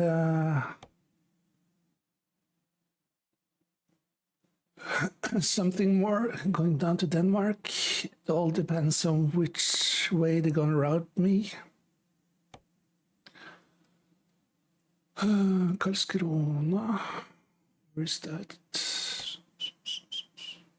Oh, yeah. That looks like a fun run. And decent size or decent weight as well. Even though 21 tons is better. That's actually gonna be pretty fun. How long? 5 hours. Cool. So I haven't. Oh, they added how much? Awesome. Yeah, because they haven't. Oh, that's gonna be actually pretty cool. And so, let's see, we have Åndalsnes and Molde. Okay, this was actually where I was headed or supposed to go from Kjellefjord or Mehamn. But enough. We're gonna go down to Karlskrona, Sweden. This is gonna be a fun long run. Awesome. Love it. And we're gonna pick up. Guess where we're at as well. Awesome.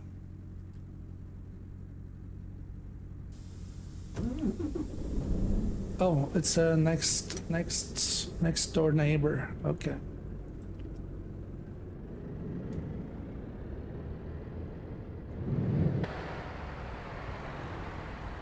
Seriously?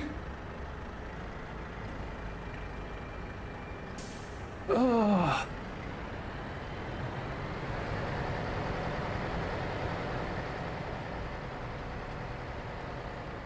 Oh man.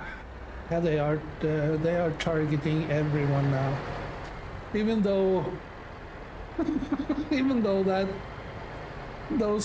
he kind of I don't want to say harass, but Turn yeah, you right. know what I'm getting at. They don't mind Ahmed at all. They love him. They just freaking love Ahmed. It's so, yeah. Just funny shit. Right turn ahead. Yep, been here a couple of times, IRL. Delivered to the Turn airport. right. That was actually cool for me. We were driving helicopter parts, especially You have reached your lithium destination. batteries that the airliners didn't want to have on board their airplanes or cargo planes. Due to that airport, or Lakselv and Bodø, those airports are so far up north, there are no trains going that far. So that made me, or gave me a couple of opportunities to drive way up there, and that was freaking cool. It was like one job I had 60 kilos of cargo going up there. So it was a decent.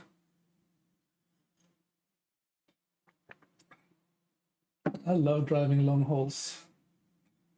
Then I have to have like to be able to drive as long as I did, I need to have a van or a box trailer, like a Sprinter or some sorts, because they have for the moment no tachographs.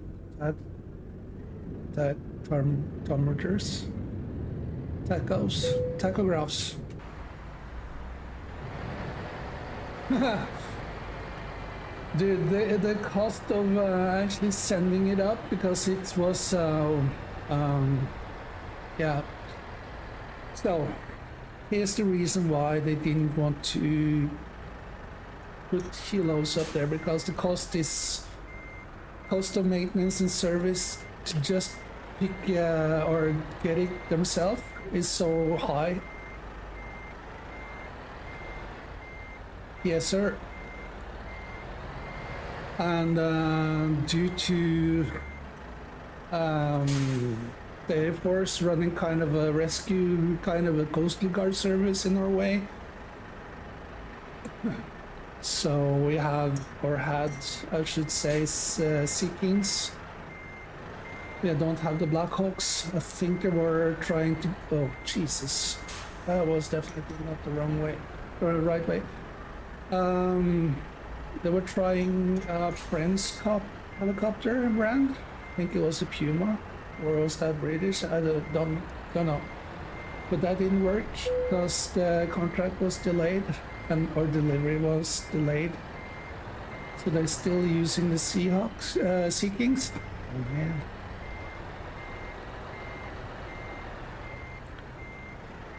So that's why they actually went with yeah, enough. They actually sent it with lorries because it was kind of urgent, and they couldn't like fly up one of those helicopters because all the offshore and the fishing boats that might actually need it, commercial ships, private ships or boats, whatnot, they didn't want to do that. So special transport definitely. So I had to have my hazardous cargo license thingy because they could catch on fire. And I was like, yeah, if lithium Turn batteries left. are catching fire, what do I do?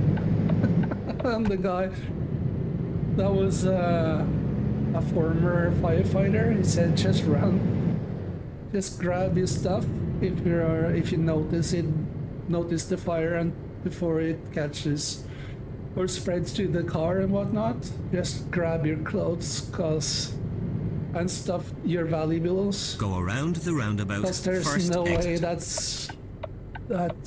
fire exit. is gonna be put out anytime soon, especially going up north when they're so far from any fire stations or whatnot. So usually what the fire brigade is doing is like, if it's close, they're trying to put it out, the buildings and whatnot that are burning, or else they're just gonna tell the poor guy that owns the house, shed or whatnot, Go that around it's the just roundabout, evacuate and second let it exit. burn down because we don't manage to get out there in time. But try to prevent the it from exit. spreading. So that goes for rescue, ambulance, and all that stuff. If you have an accident way up north, hopefully you're gonna be close to cities that has those kind of services, or else you're a little bit screwed. So when I get stuck on the mountain due to weather, just try to have plan ahead. Yes, sir. And there's so many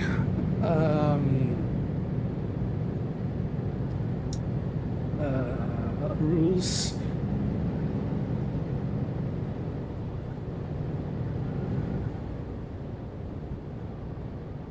Is that 2 hours already?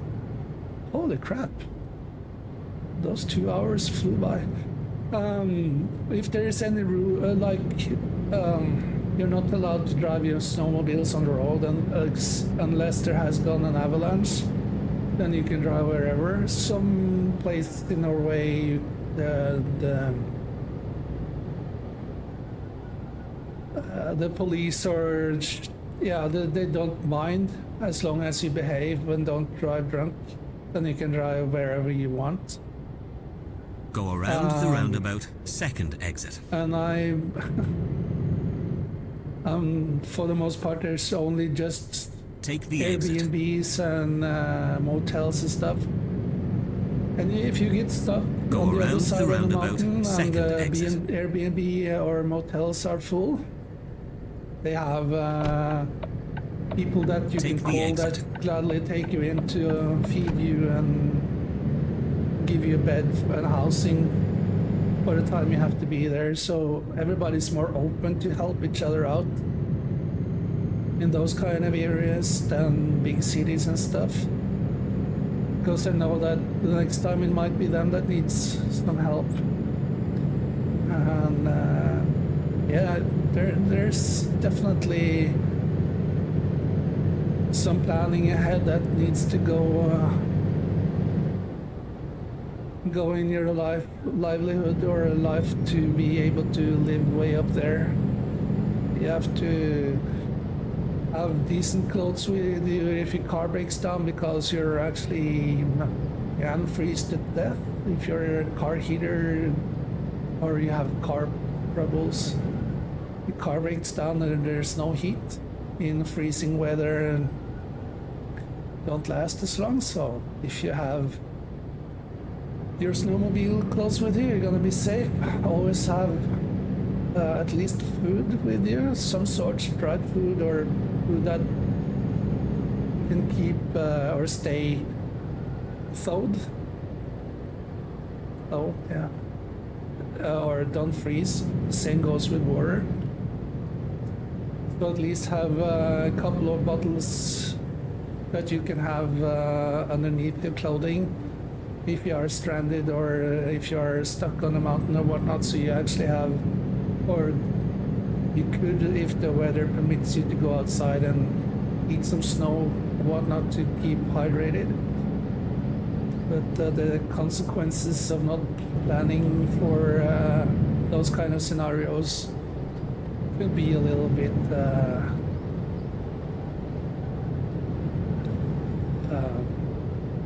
life-threatening, to be honest.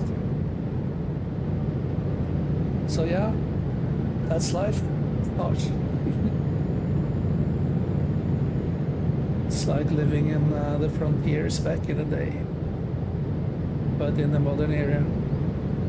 You have some comforts of modern living, but heat and water are still priority number one. Keep hot or warm and keep or stay hydrated as long as you have the option for it. That's the main two, or in your case therefore keep cold, don't get a heat stroke or whatnot.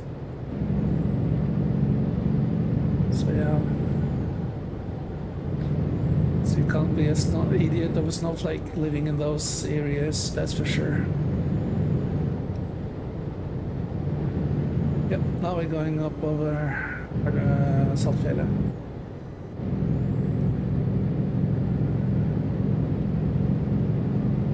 Reindeers, be on the lookout for reindeers. And that train is, yeah, it's a freight train.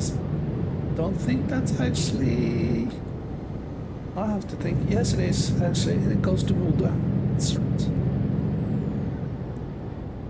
And there's a train going to Narvik, or from Narvik, Kiruna.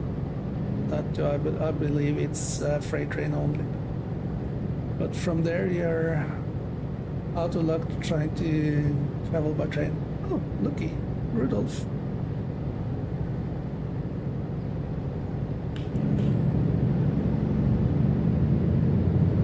Oh yeah, almost to the brink of waterboarding. Yep, there's the Polar Circle Museum. Now we're south of the Polar Circle. That is poorly modeled though. Yeah, but you can survive longer without food though. You can't survive that many days without water. People have been so desperate trying to stay hydrated that they actually ended up drinking their own pee. If they're castaways or whatnot, so.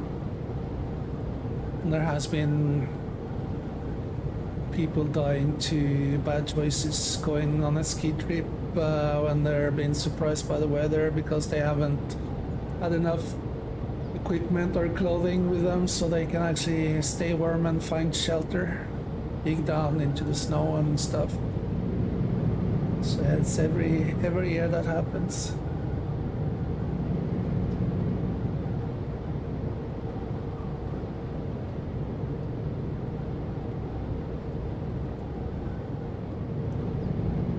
Oh man, I have to agree. Driving rigid chassis on these kind of roads are way more stable.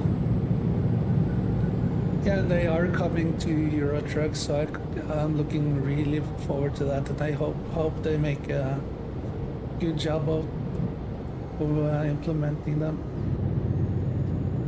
Because as they say, it's a huge way of trucking industry in the northern Nordics.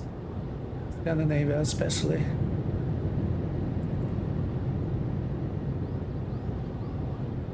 Guess you call them kind of B doubles in the States. I don't know if you guys have those kind of trucks without just the fifth wheel.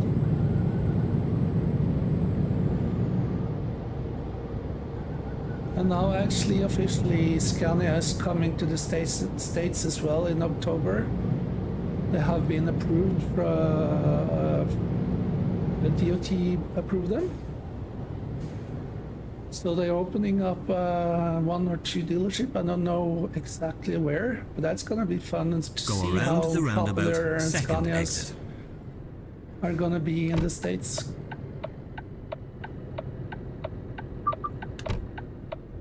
Take the exit.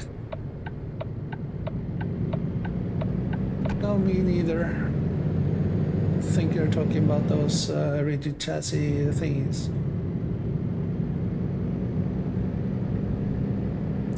Yeah, I know Bruce Go around Wilson the roundabout, had second exit. a demo truck that he got built. He said second exit. Take Yep. the exit. Yes. And he has been promoting it. I think that has been Scania's plan all along to bring dealerships to the States. And if that happens, Go it around might the be roundabout, a second hectic time exit. for Scania because there's so many people, even though they are considered as a cab over. They are Take the really nice exit. trucks compared to other brands that you can purchase in States. And you actually can get them as what we call it, a nose truck. But that is kind of a custom job. But they have been approved in Europe, at least putting on those noses. And now they have been approved by the DOT in the States. That's pretty awesome. So it's gonna be a fun time to try and watch what happens with Scania going to the States.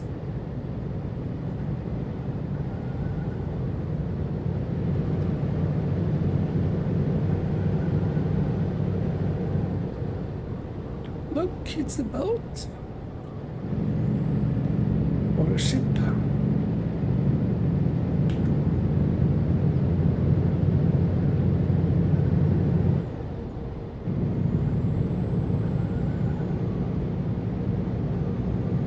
Yeah, I know. I still see them running on US roads on some of the YouTube channels that I follow, because I do believe, or I think some of the US trucks are really beautiful, and some are not as beautiful. That's just personal preference. But yeah, the power plant of the Scanias is a little bit stronger than any of the US trucks that I actually know of.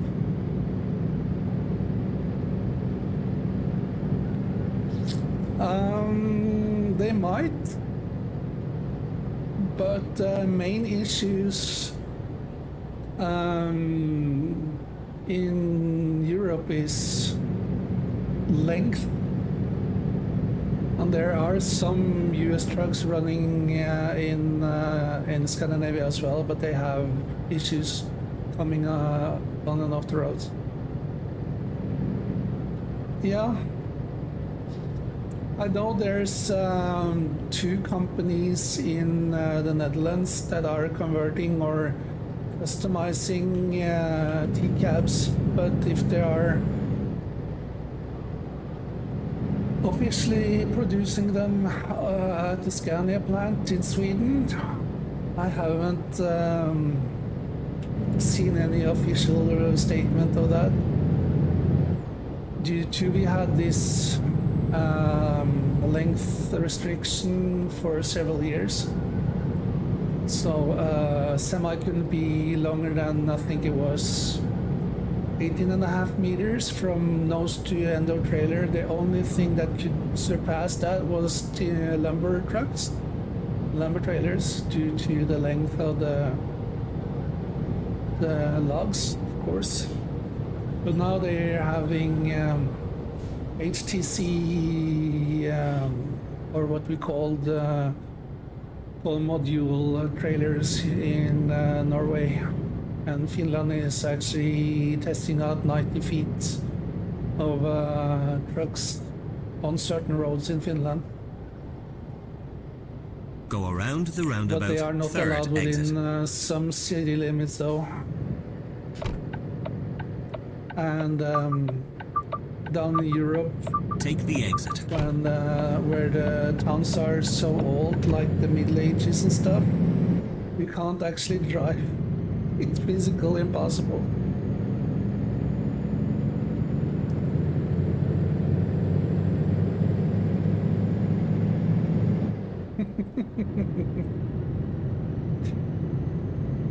Yep. But if you're starting damaging buildings, I do get their point, kind of a deal. But and the weight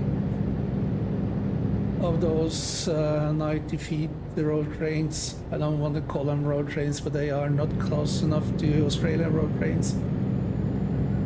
But the weight compared to the roads we have in Scandinavia, especially in the summertime, the wintertime is no problem, because you have the frost makes the road more rugged than they are in the summer, especially during spring and fall.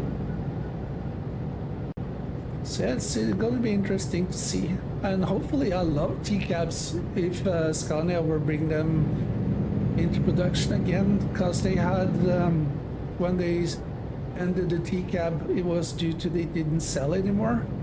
They were producing a lot of trucks that never got sold because companies or owner-operators didn't buy them due to the restrictions. I do believe that was mid-90s. I'm not sure if I'm 100% correct, so I'm just do believe so. Or early 2000s.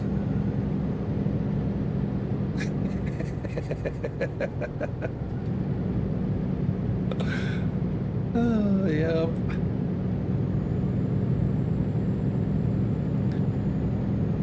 Yeah. Oh, yeah. Yeah, don't, yeah. You have a point for sure there, for evil. I've seen them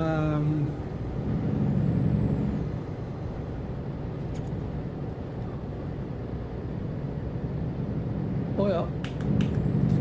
I've seen them transporting a couple of those blades. Oh man, it's a hassle through some city areas, and unfortunately, in Scandinavia, every road, major road, kind of goes through a city or town. So special transport during nighttime, and yeah, they are facing lots of troubles trying to get them delivered and going through some areas, and sometimes they have to go way out of the, or drive major detours. Oh man, this part of the road in real life, it's so beautiful. I love it so much. And yeah, and no flying them in because it's too expensive and too unstable.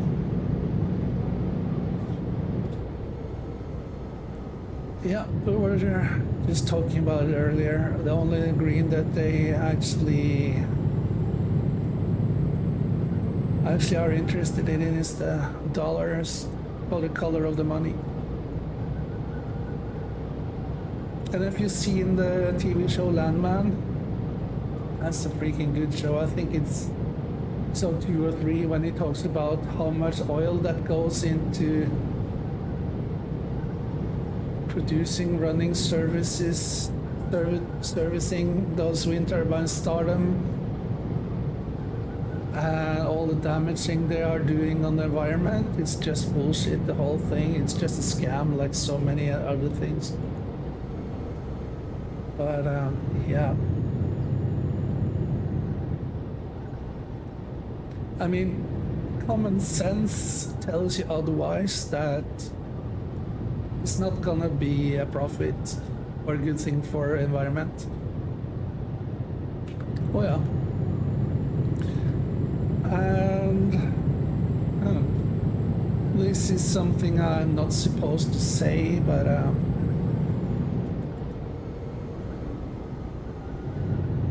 oh yeah, now we're officially outside northern parts, what we call North Norway, Nord-Norge, into mid Norway. Yeah, and I was driving some people from the university in Norway some years ago. Oh Jesus! And one of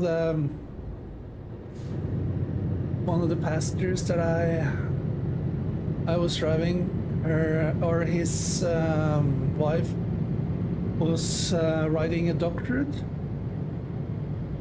about the green change thingy. It has nothing positive impact at all. The only thing that is positive is it produces more jobs for people, and it's too expensive to just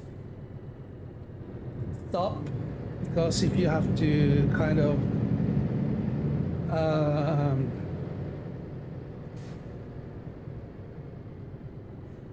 just give me a second, I just have to be sure that he stays put.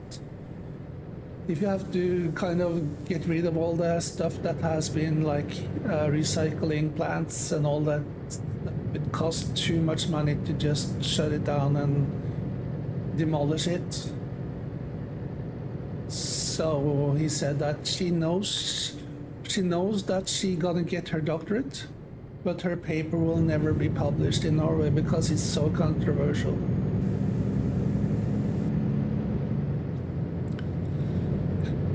But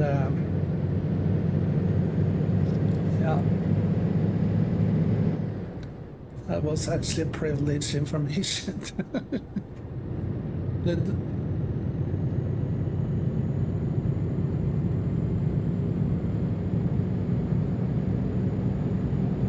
Oh yes, that's why I love storms and stuff, like really nasty weather, because she reminds us how insignificant we are and how puny and how ferocious she can be, and she doesn't take shit from anybody. You can plan ahead and reinforce your housing and whatever. She doesn't care. Oh yeah, definitely. She's as mean a bitch as karma, even though I have lost faith in karma.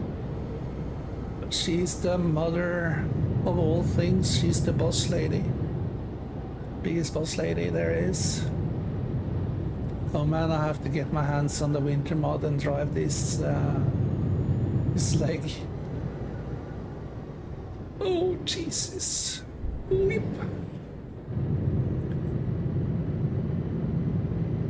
Yeah, Grimes, you have to get your or Frosty mods. By Grimes, yeah, it's Grimes that is making that. You have to release the winter mod for 156 here soon there, buddy.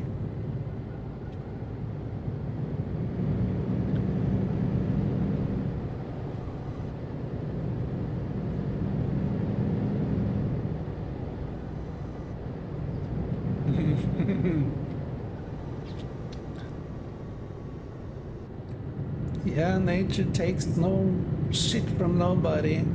If you fuck it up too much, you're just gonna say enough is enough and eradicate it.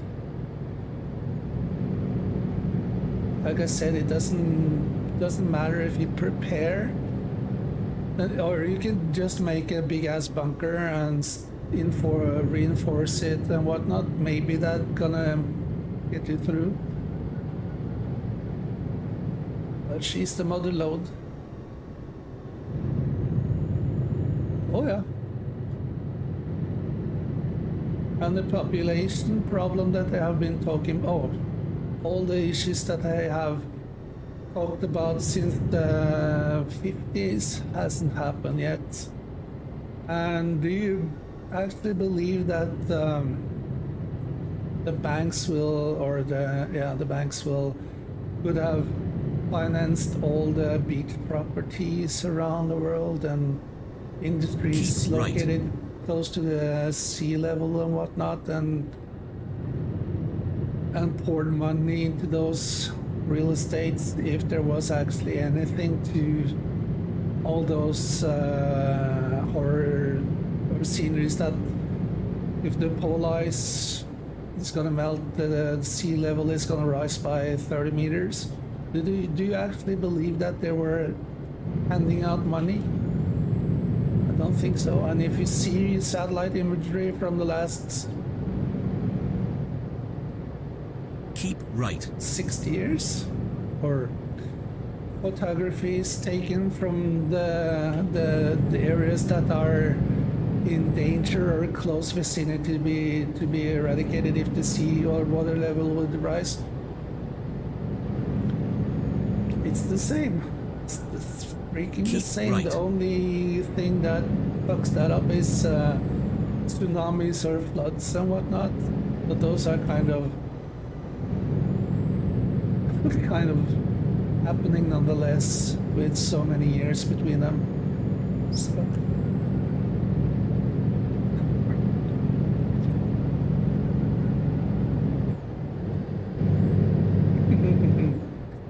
Yep, and they were saying the last keep right 60 years in Norway that the glaciers are losing snow or ice. Yeah, they moved. They have done that since the last freaking ice age. But actually volume of it are increasing. And they found out that even though we had all this horror imagery of icebergs in the Arctic are melting and breaking off and whatnot, it's still more ice now than before. Oh yeah, it always has. It's like survival of the fittest. If a species or whatnot don't adapt quickly enough, or actually they don't evolve, but they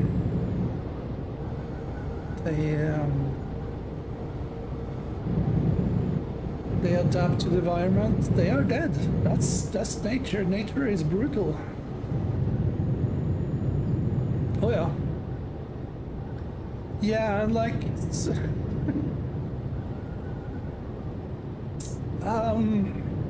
the weather hasn't been this worse in centuries. Which century? How far back are you measuring it from? And the recent kind of hoax now is like the weather charts. You go back to mid-90s, early 2000s and look at weather charts then compared to now. They were green, they were yellow, they were definitely not as harsh red as they are now. Temperature's still the same. And I have proof that in April it's 35 degrees centigrade in Norway and nobody screamed their lungs off that it was too hot or... Oh yeah. But of course, oil spillage doesn't actually help on certain animals. And if you fuck too much up, we are actually accelerating stuff, but yeah, humans are not good for this planet at all. But anyways, Yeah.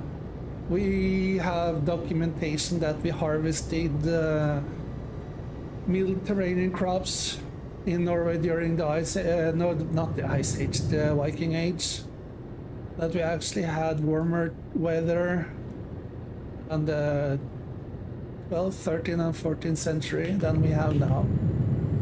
So it all depends on when you start measuring the temperatures, comparing to other times in history. And Industrial Revolution, yeah, of course, Chernobyl wasn't a good. We saw that happen. That's due to us again, but there was no major pollution except from volcanoes back in the midst of the Middle Age or the Renaissance or whatever. Go around the roundabout. Still, the weather Second was exit. hotter than it was now. And if you go way, way back in history, Take the exit. we actually had jungle in Norway. So it's just like, oh yeah, whatever. And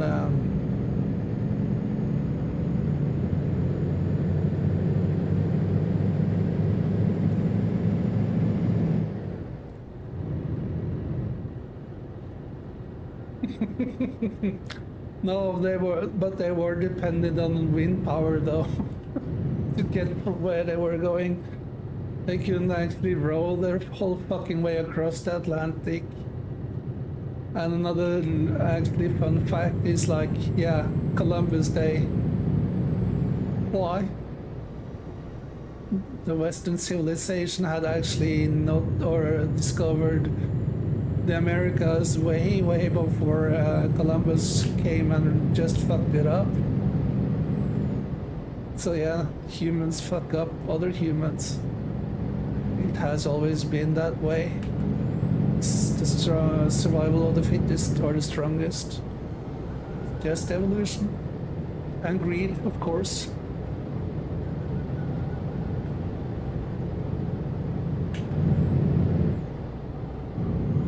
Yeah, mainstream people are just swallowing everything that they've been told about the world is going to shit. The only shit is happening is like when humans are fighting other humans with weapons or wars and whatnot, kind of regulates population as well.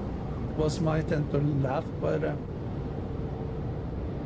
and if you give like underdeveloped country our technology, Go around the roundabout. First the exit. population will actually decrease because there's no need, not that Take the exit. much need of that big families anymore. Because then you have better health care, you have better school systems, you have better agriculture and whatnot. Instead of just pouring money to in the undeveloped countries, just give them technology. Look at China. China has given technology to many undeveloped countries and thriving, and they don't do shitty loans like other countries that has do the same on the same through the last 60 to 80 years. And I don't care about copyright either though, but they are thriving. China is a country that is thriving financially.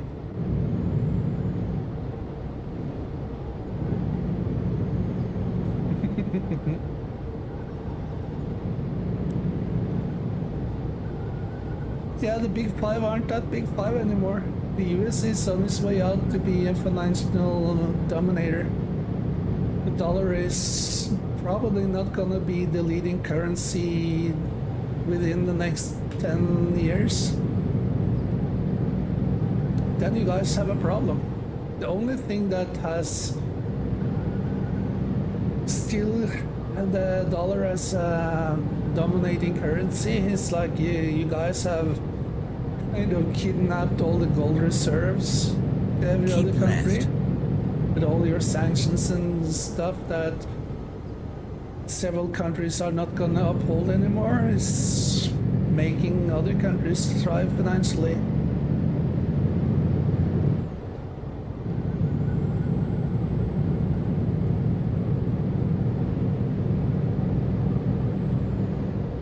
Yeah, they are, because they are building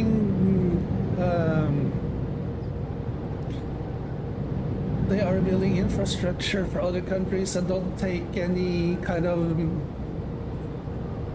insane interest from it, from their loans, but they kind of get their money's worth for getting land though. So they are losing money deliberately, actually, to be fair.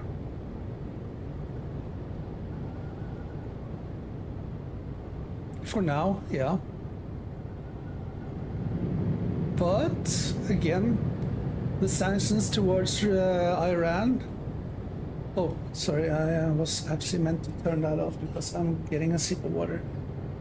All the sanctions, especially to Iran, that the UK, Japan, France, and China were actually following US advisory on. They lifted the sanctions for a couple of years, and then Iran did something to piss off US again. And the US said, yeah, now we need to sanction them again, everybody. And everybody said, no, we're actually making good money from third exit. Iran, so screw you.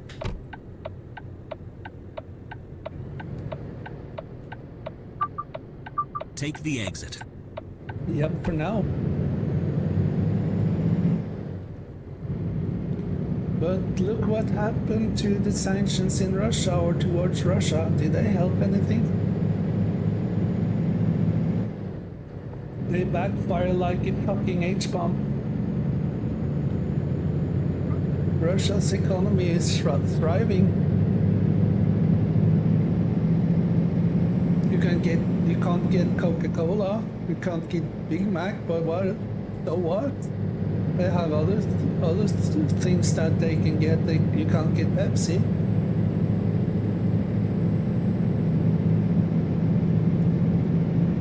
But they are not doing bad due to sanctions from the rest of Europe or other countries. And of course there's black market for sure, but to be honest, those sanctions are not working as intended.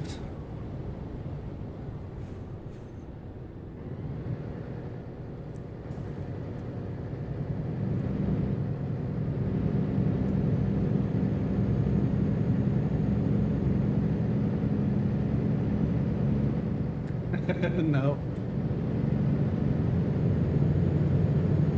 But again though, if the US is so afraid of spending so much money on Chinese technology, why do they import as many EVs as they do? Is Tesla so fucking bad? Are other brands' EVs bad?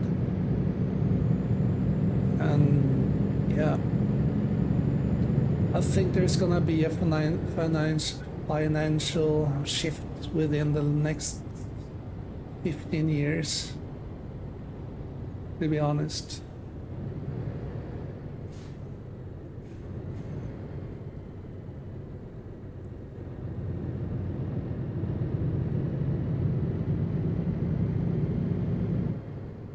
Oh man.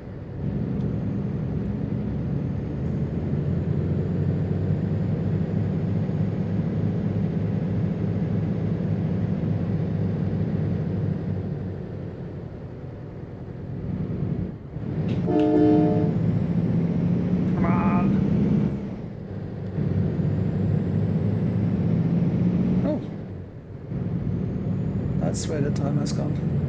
The crap, it's 6:15.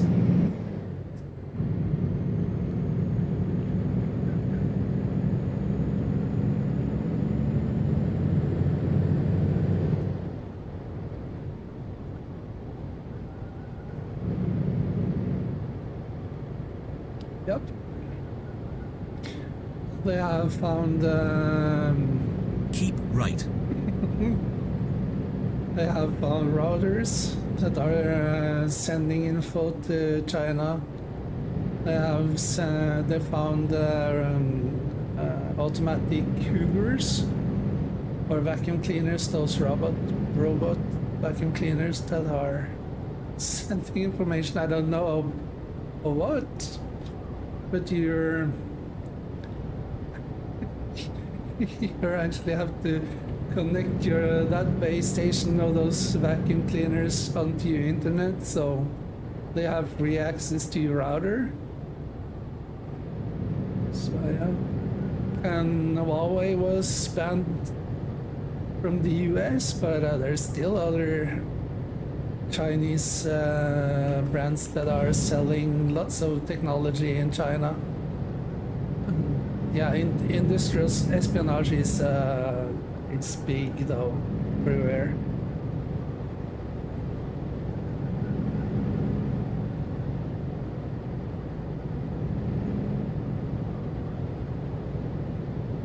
EVs in general.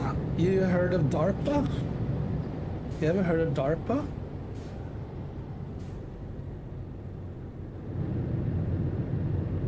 Like, you can with the laptop hack into any EV. Go around and the roundabout, override second every exit. controls in that vehicle. Take the Yep. exit. How far ahead of today's technology do you believe that DARPA is? And compare DARPA to other countries' intelligence or technology makers. There's so much that we can't fathom that is happening quickly. Yeah. Oh man, you don't have to have an EV to be hacked. There has been several newer modern cars that you can actually hack and get and take over controls. There has been not 100% proof of people being kind of assassinated that way, but yeah.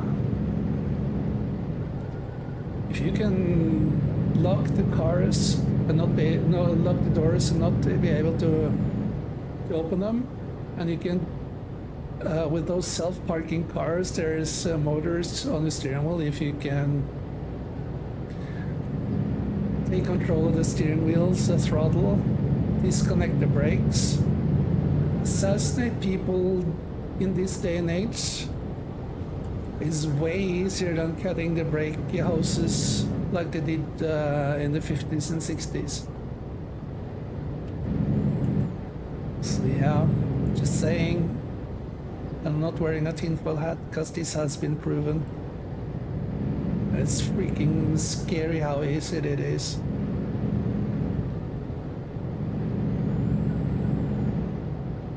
But AI actually try not to be cut off. No.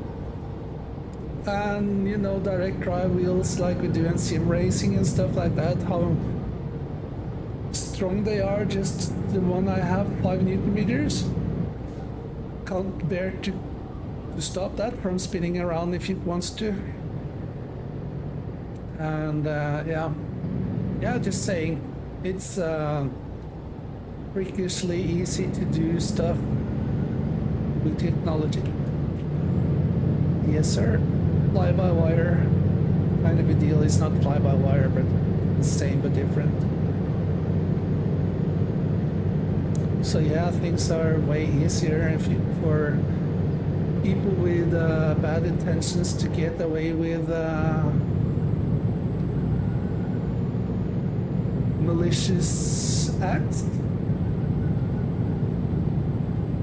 Yeah, and AI gonna try to self-preserve themselves from being deleted and trying to blackmail their developers and engineers that's sitting in writing the code, and then trying to bribe them. It's insane, and we're trusting these fucking things. We have all seen Terminator and Skynet, haven't we? I'm just gonna keep my distance here because I need some space down these roads. These bends are insane. So hopefully they will model in quick sign number 3. So I can go the other route that I usually do in IRL, because this road sucks.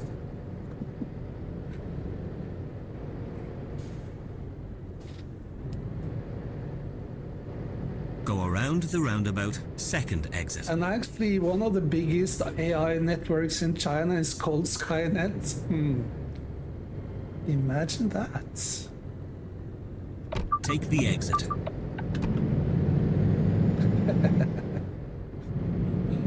Yeah, it sounds like we sound like two freaking nut jobs now with our tinfoil hats way over our eyes and ears now for evil. Conspiracy theorists.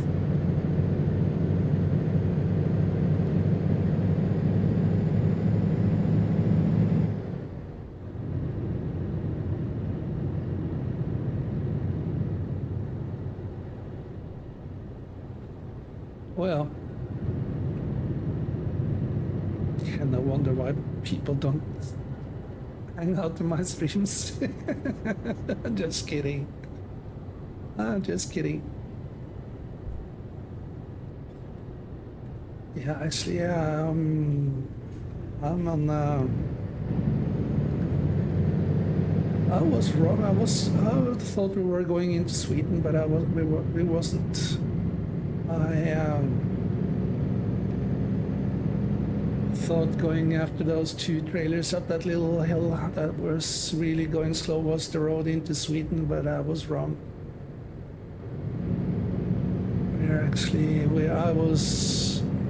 I did actually remember that we were going almost down to Sweden within Norway.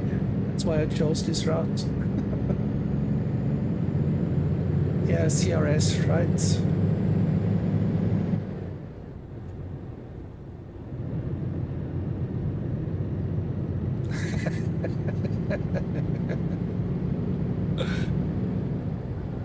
Yeah, can't disagree with you on that either.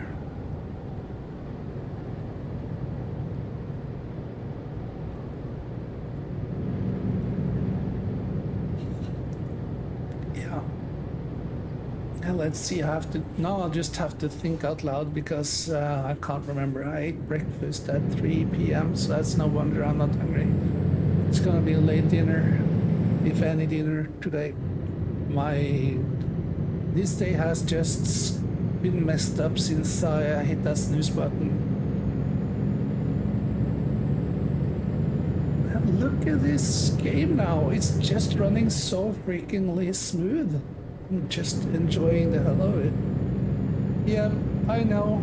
There should be like a gas station right there. Sound good? I know what I'm doing there, game, but thank you for the heads up.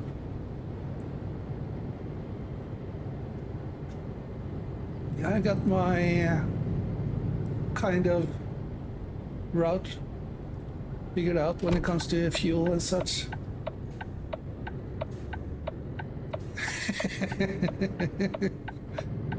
Well, I've been called so many different things because I've had my strong opinions during my lifetime, but some actually had to come and say sorry, and they did actually apologize because they were actually proven to be true. All this crazy shit that I was trying to tell people about. But they were listening to mainstream too much. So yeah. I can use this opportunity to get my glass of water. A little bit ASMR.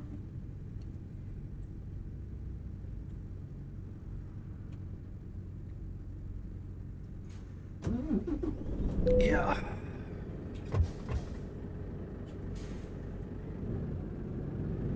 Yeah, I can turn off my high beams now. It's early morning. Yeah, I'm thinking about putting in a tachograph in the game because I already don't use the Go fatigue around simulation. the roundabout, first exit. but I just have to figure it out a little Take bit. the exit. Because Right turn ahead. using it with Turn right. realistic economy, that's gonna be a freaking game changer. It's gonna be Extreme Edition trucking, or real similar to real life. It's hard, especially when I'm on the profile. I'm driving the orange Volvo, the rigid. It doesn't pay good. I started at level 0, build a decent truck. It cost me $600,000. So it wasn't cheap, trailer and truck. But the grind on that profile it's real. I love it. It's fun not scooping in too much money here.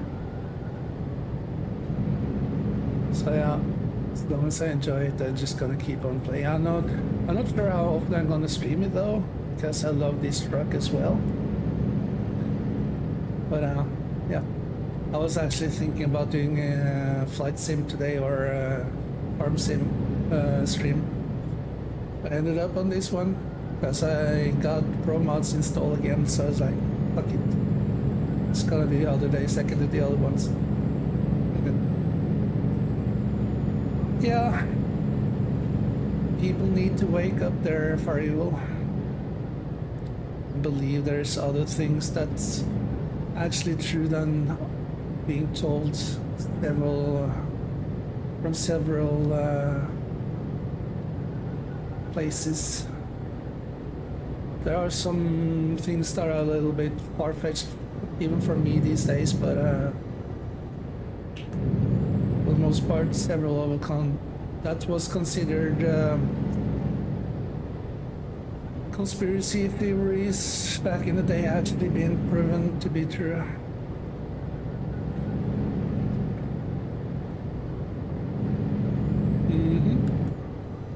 Yeah.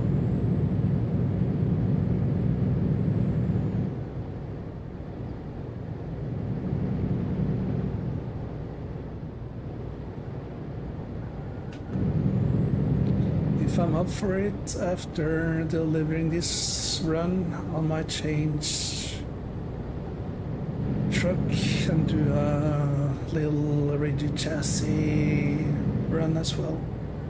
Just have to see how late it is and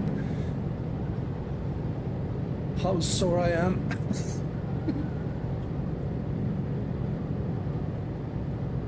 And doing those long hauls way up north in one go.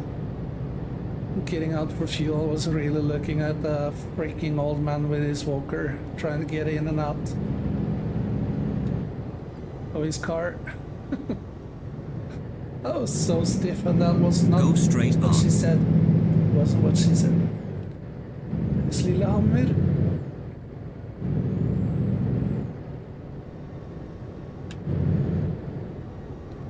Yeah, especially finding out one of the vehicles I was running had an open vent hole in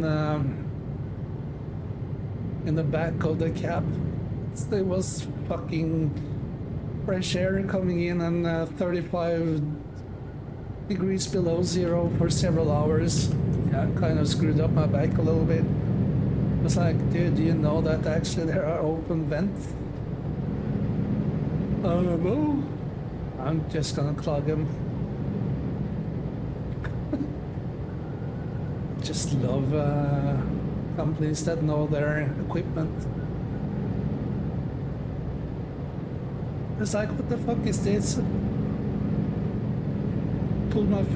Stuck my fingers throughout them, and I was like, yeah, that's cold. That's fresh air. No wonder I'm a little bit messed up in my back. Or my side flubber.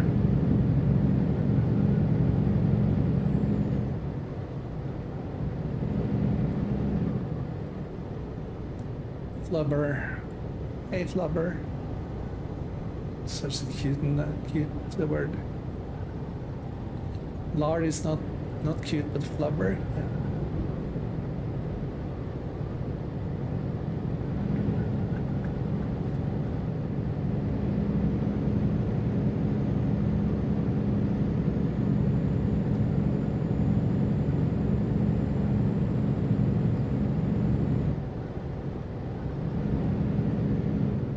Yep.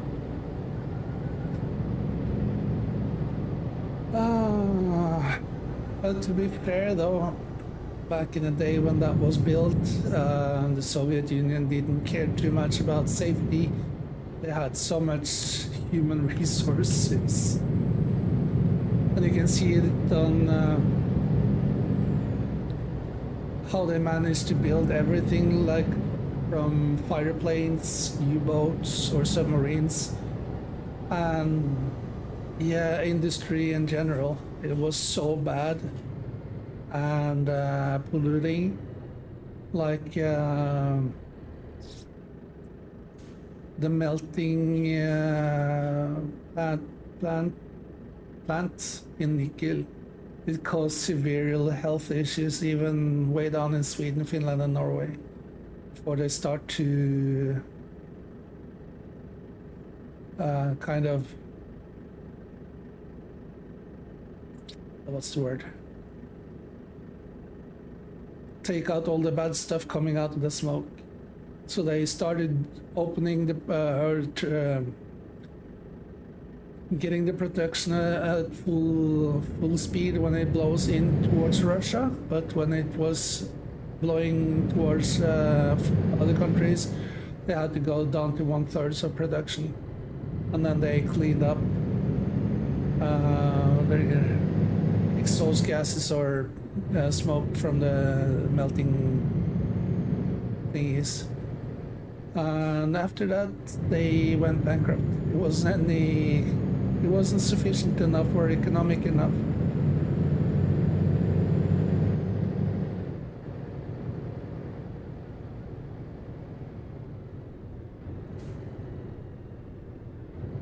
Yep.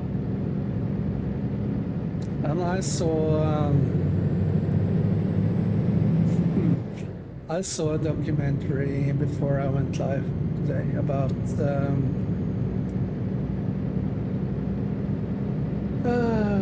the history of Ukraine and the expansion of the UN and NATO. No, not the UN, the NATO and the EU. And some declassified documents that were from when they negotiated tearing down of the Berlin Wall. That the West actually promised not to expand either NATO or the EU. And why actually Russia did what they did. And people on the Crimea Peninsula actually consider themselves as Russians because they have been Russians for generations. And they were all of a sudden given to Ukraine as a present. Take the exit. Back in the day.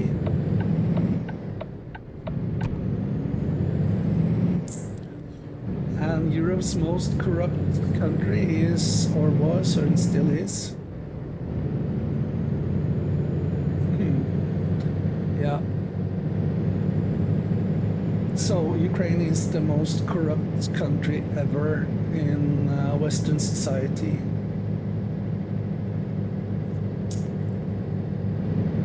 No, NATO is good, but war profit is really something that the arms industry really thrive of.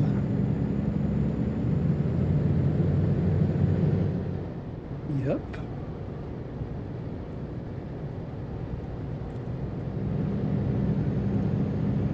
Yeah, and that's the hard pill to swallow for a lot of my friends that has the Ukraine flag on their Facebook profiles and stuff.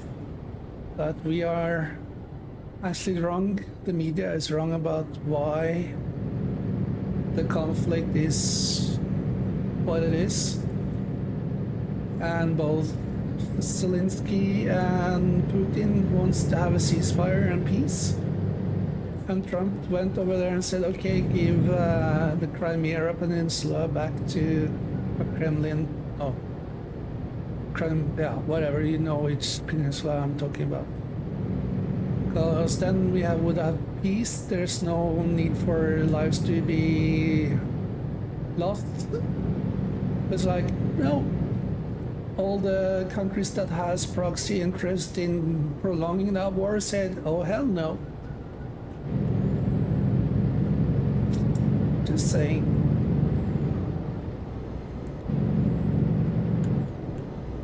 So that's a conflict that is ongoing due to proxy forces, not actually the countries in the conflict.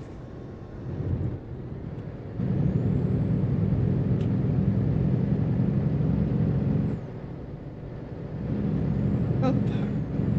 And you saw Kamala going in holding a speech in the EU, I believe, that she said, yep, Ukraine is going to be inducted to EU and NATO. And I was like, every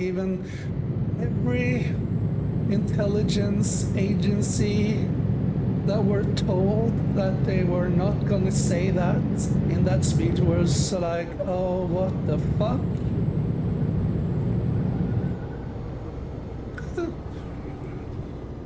So yeah.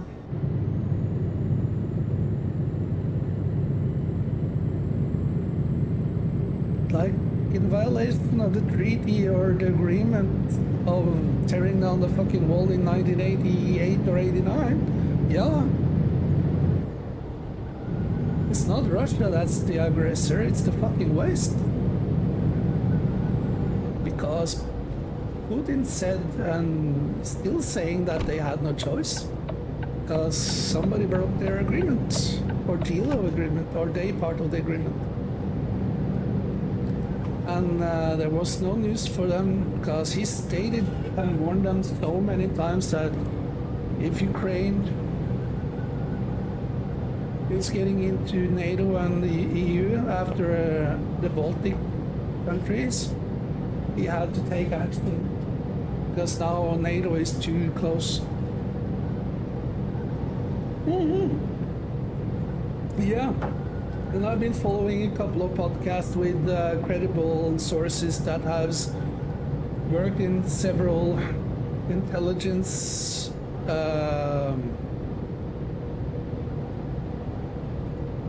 agencies, and they said, Putin, he's brilliant when it comes to strategy.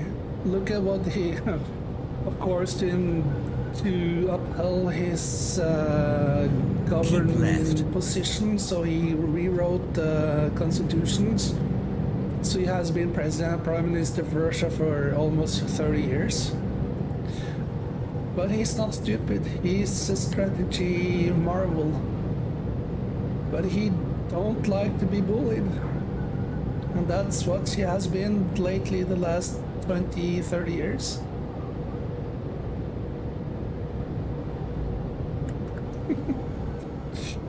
Of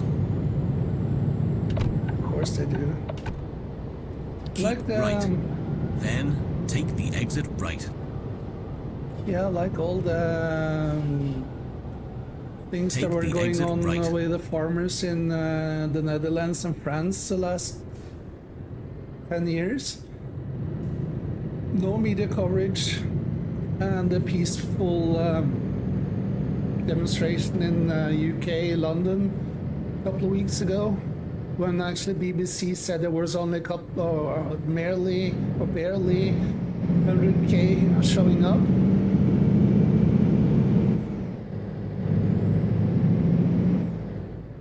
Yep. And there were millions in those streets. Go and it was around the really roundabout. peaceful. First exit. No Take the coverage exit. at all.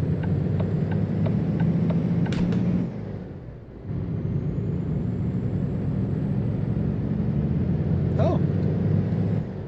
Damn. Another person that's listening to us just rambling about on with on our perspective of the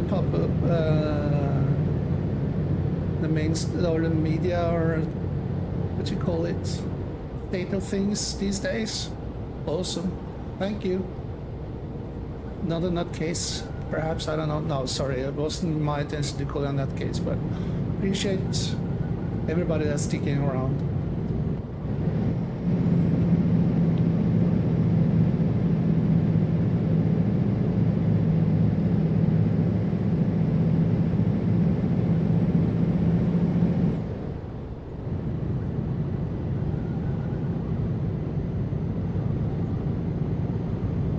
Go straight on. Yeah, this is funny for evil.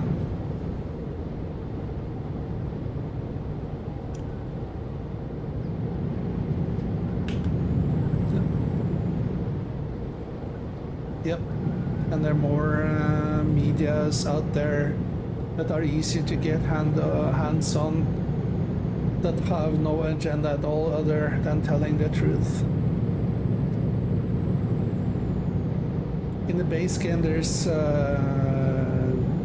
Pole Station. Oh, we're coming up on that one now. Oh, my bad. Well, yeah, this is updated. In the game, it's not. Now we just have these antennas because they closed it down there.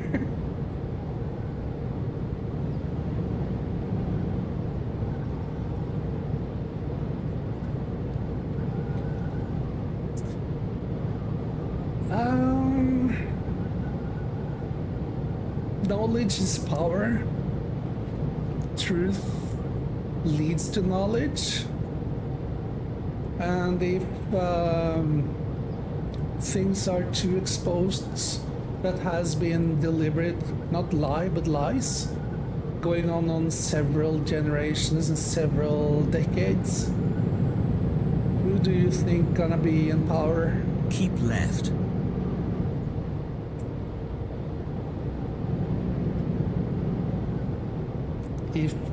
If the general public have the information of what's going on instead of watching porn and kiddie videos on YouTube or the internet, they would probably have, there would be shift of power or governing power for sure. Just keep on nesting their lies. As long as people don't ask too much questions or too many questions. And if they do, if people are outspoken, well, you see what happens. They get put out of their miseries.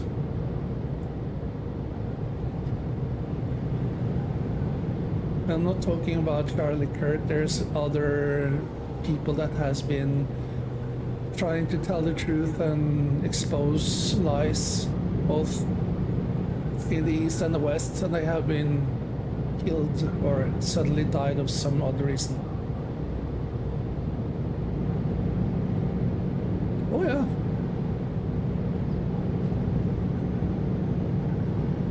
And nobody talks about other countries that has more surveillance and intelligence officers and spying on that countries.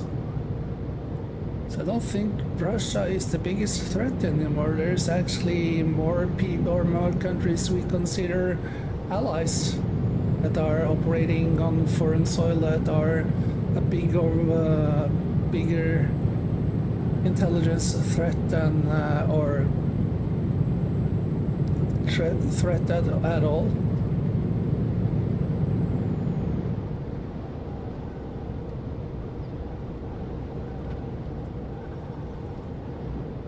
You think so?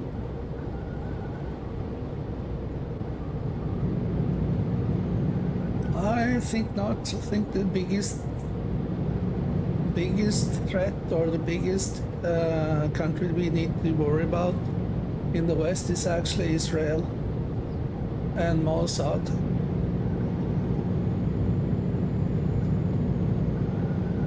Yeah, of course.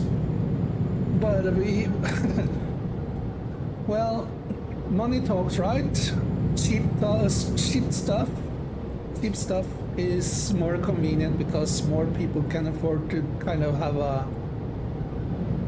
Most people they usually can afford or afford at all. So we kind of letting him in without any hassle. Yep. But actually, what's when it comes to industrial espionage, yeah, I think China is way up, high up on the list. But what's actually been proven to be a fact is like when you guys sell the F-35, for instance, there is, for example, not as good avionics as the planes that are sold to the US. Israel being one of the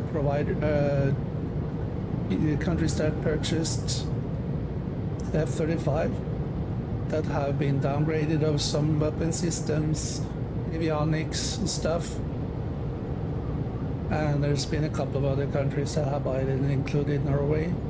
Do you think actually that we getting all the bells and whistles that you guys have in your fighter jets?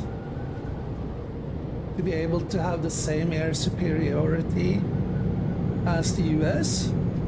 Don't think so.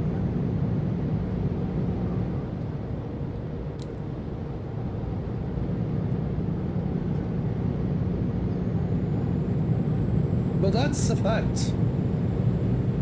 I don't know, remember which manufacturing are making the F-35? Is it Grumman or is it Lockheed? It's one of those two. I don't think it's Boeing. But this has been proven. So, or like Israel to get their hands on the same technology for those planes.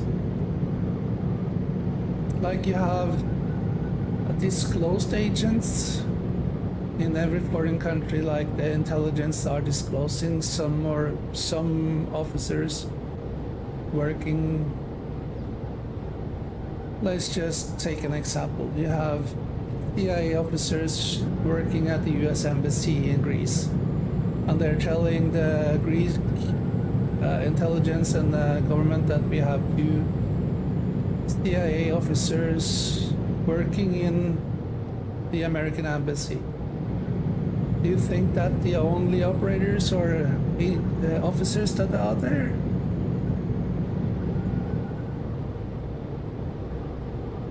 Yep, exactly, it's possible. And what happened some years ago? It's like Mossad told CIA and FBI that they had 5 officers working on US soil. And 6 months later, FBI actually had identified 200 or 180 or whatnot that was not disclosed, and they were surveilling military facilities and arms producers. Well, just don't choose to do so. But intelligence is important. It's like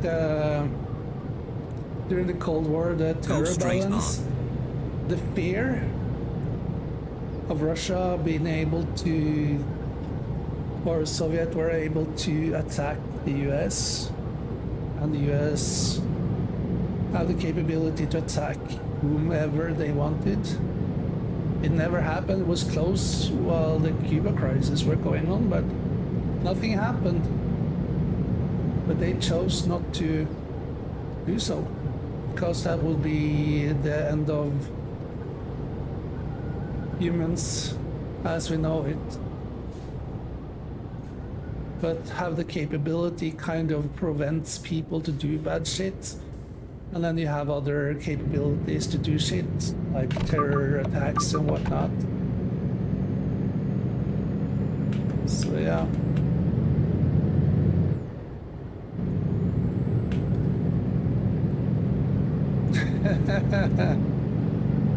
Yep. Do you think actually Russia would have any rocket silos so close to Alaska? Because you have a big country called Canada in between, though.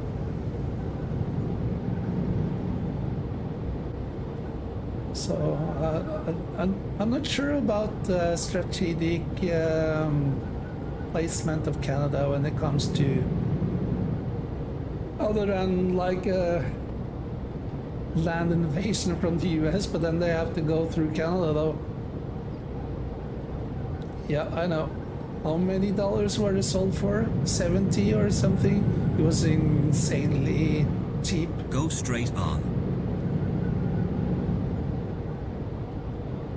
And here's a fun fact that most people don't know.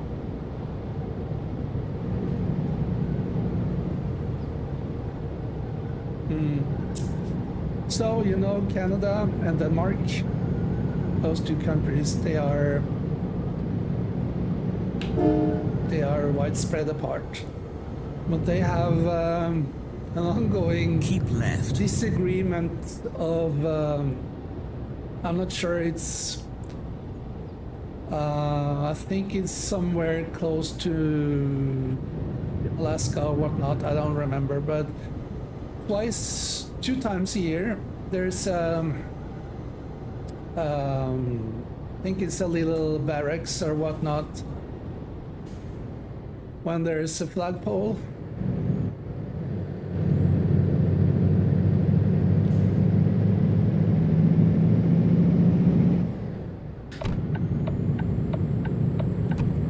Yeah. Let's hope not. But back to the story that I'm trying to tell here. So there's a flagpole and there's a bottle of whiskey twice a year, and there's a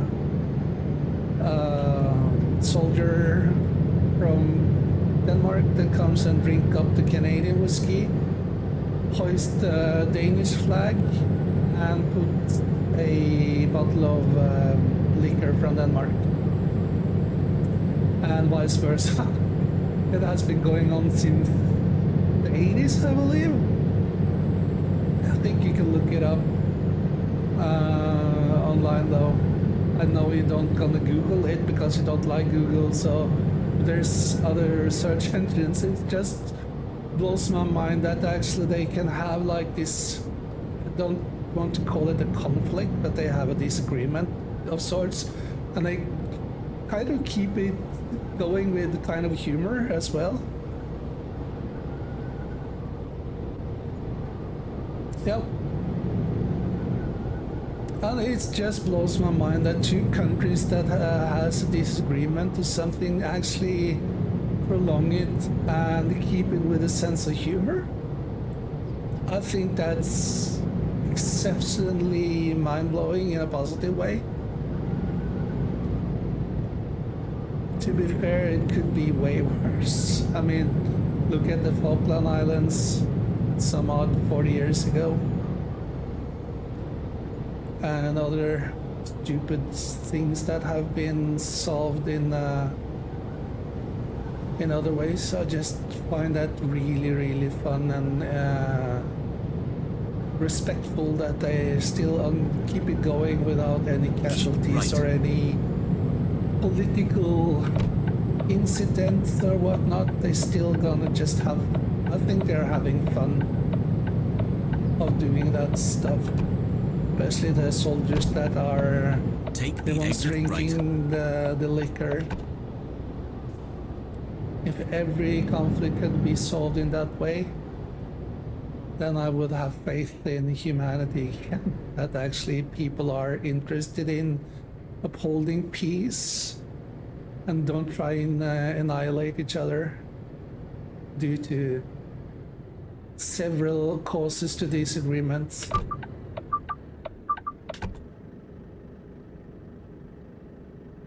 Oh yeah, I do that all the time.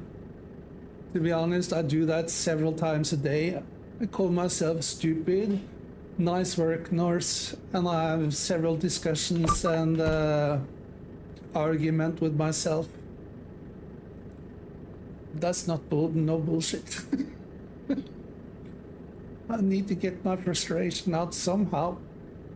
And I do several stupid stuff that I actually know better not to do, kind of a deal, or kind of remembering myself not to do them, but it's too late. Yeah.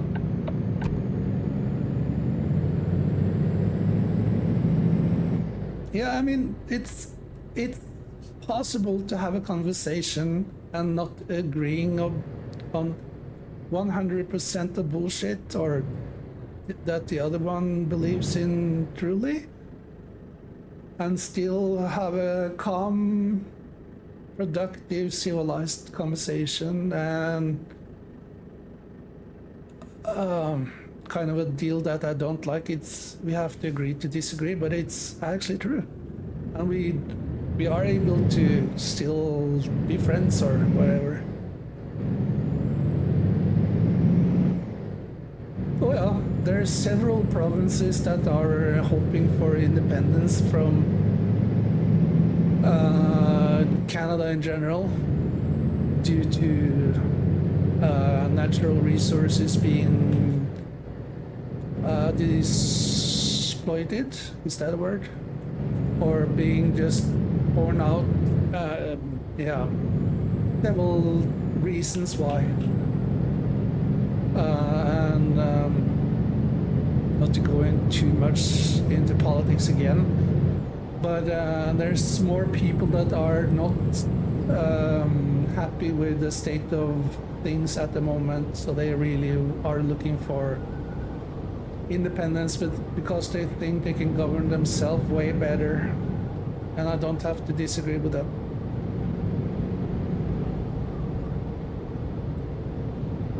Yeah, and that's another thing. Why hasn't that been targeted for any kind of terror activities? Are the Canadians that peaceful? Are they that good at keeping their borders shut? Or doesn't people want to go on their own, by their own free will to Canada? I don't know, but it's just, yeah. Go straight 70. on. Oh, wrong button. Thank God for adaptive cruise control. But to be fair though, after I love Team America, the puppet movie that came out, was it early 2000s or late 90s? It kind of portrayed the US like the planetary police force. To be fair, they have been acting like it or bullies.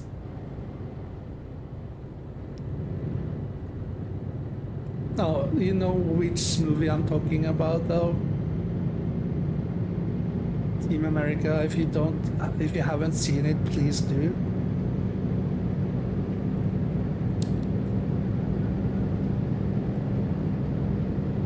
It's like it's I think it's the creators, I'm not sure, but I think it's the creators of South Park that made it, or somebody close to those guys. Kind of the same artist kind of a deal.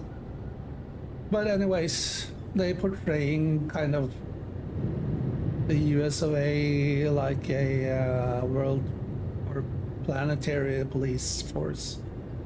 And to be fair,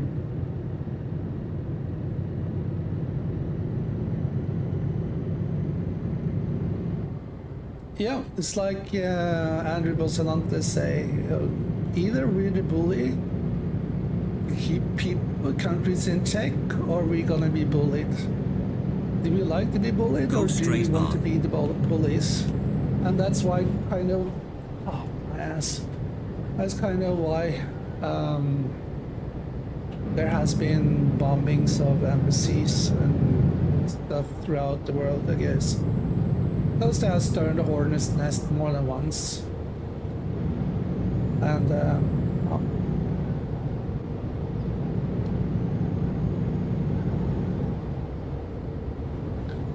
but anyways, it was a cool movie though. It stepped on a lot of toes, and not to be complete jerk, I have to agree with some of that, the things that they were kind of mocking in that Keep movie. right. Then take the exit right. Yeah. Don't want to go further into that rabbit hole. Take the exit right.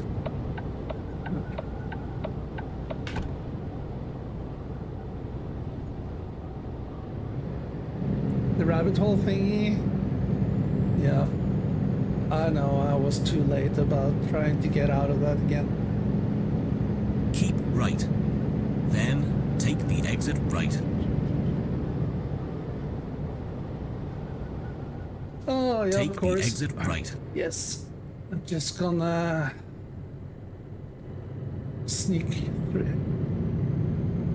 Oh, no stepping on toes at all. With my big feet, I'm stepping all, oh, I was,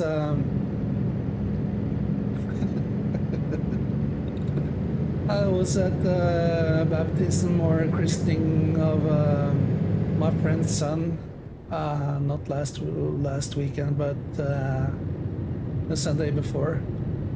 And his girlfriend, she's not tall.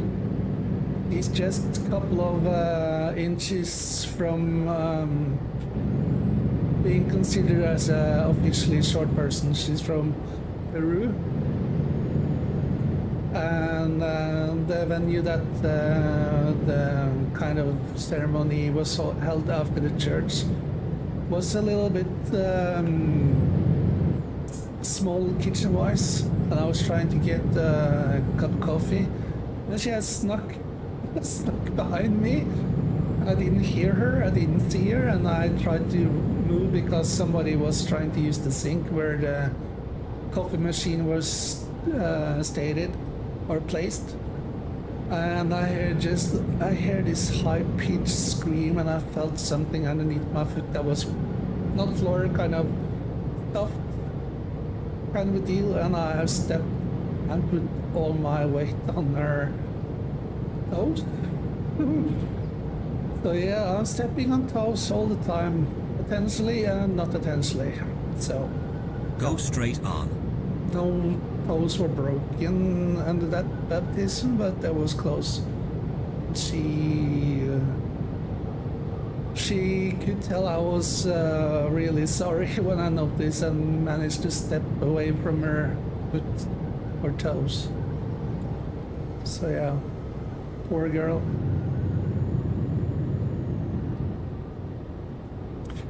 Yeah, that was 100% an accident with no intentions of doing that at all. So next time I said to her, either wear a high visibility vest, yeah, but at the party or the ceremony, yeah, or just make some sounds so I can hear you. So she's actually shorter than Yardnome and Mrs. Yardnome, so she's tiny. Yeah, she's just some couple of 3-4 centimeters from being officially legally considered as a short person. So yeah, me and my 6 foot 4 or 5. Go straight on. Or it's I bear more weight than she actually managed to to have on her Go toes. straight on. So yeah, I was so sorry.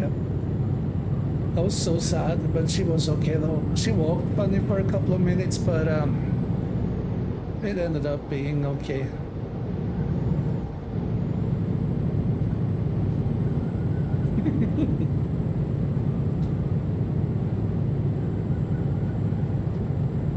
Yeah, my friend didn't see the comedy in that situation. He was a little bit stressed out of getting all the food ready and stuff like that. So, but yeah, he was not in a good mood the whole fucking christening until people started to leave.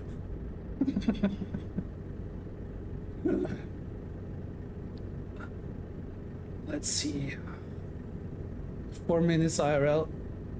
Yeah, I think I'm gonna end the stream after this delivery. I'm starting to get hungry now, so. How long have I been streaming for? Over 3 hours now for Evil?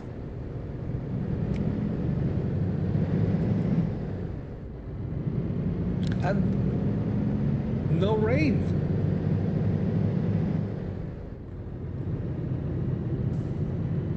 Oh yeah, it does. Go around the roundabout, second exit.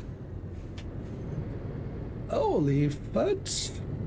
Time flies when you're having Take fun the exit. and a good conversation. Yeah, and I might be one of the causes that he was a little bit pissed during that Go around the roundabout, event. second exit. Because I like to poke the bear when the bear is not supposed to be poked. So Take the exit. he got a little bit pissed of me, to say at least.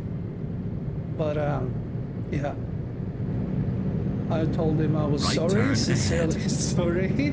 And he said, so he kind of forgave me up for that. But Turn yeah, he right. definitely didn't see the fun in that bear poking.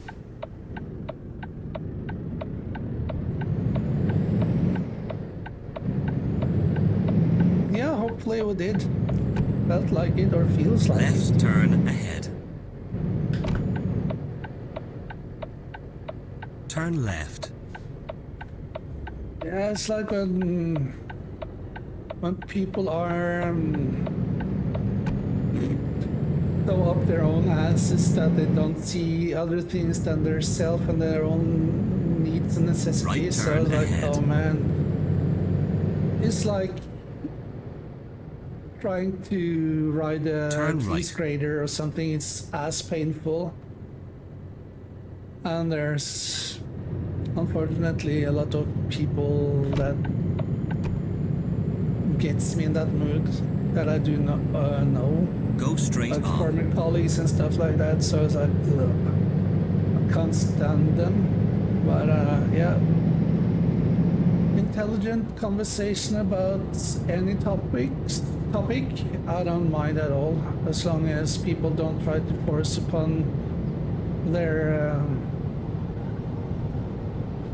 way of thinking or whatnot. But yeah, this has been a good and a long and of course a fun conversation for Evil.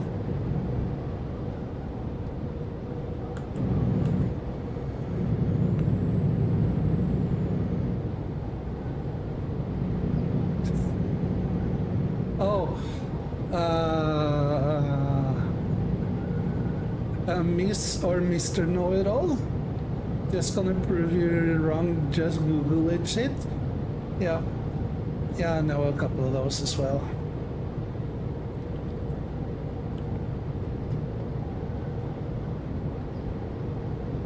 Oh yeah. Yeah, back in the day we're what you call it? It's not a dictionary, it's like Wikipedia, encyclopedia. That was like with yeah, my grandparents, they were especially my grandfather, he was a hard bastard, and we had some discussions, and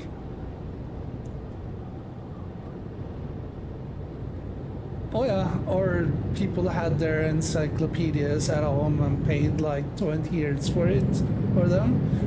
But some discussions were really heated, and just to prove his point, he was going for the encyclopedia. And you had to know your alphabet, and you had to know what kind of topic you were looking for, and so on and so forth. And he was so hard-naked, and like I was just waiting for his face to turn inside out. It's like, yeah, your shitty grandson knows actually a couple of things better than you. I was not that tough, so I told him that to his face, but I was like, And he was so enraged. And he was one of those Go guys straight that on. rarely admitted wrong saying or apologized or whatnot.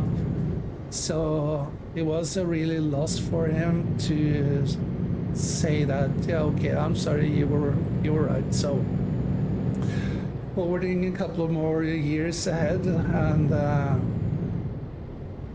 He wouldn't go into argument or Go discussion around with the me at all roundabout, because second exit. he was so sick and tired of me proving him wrong.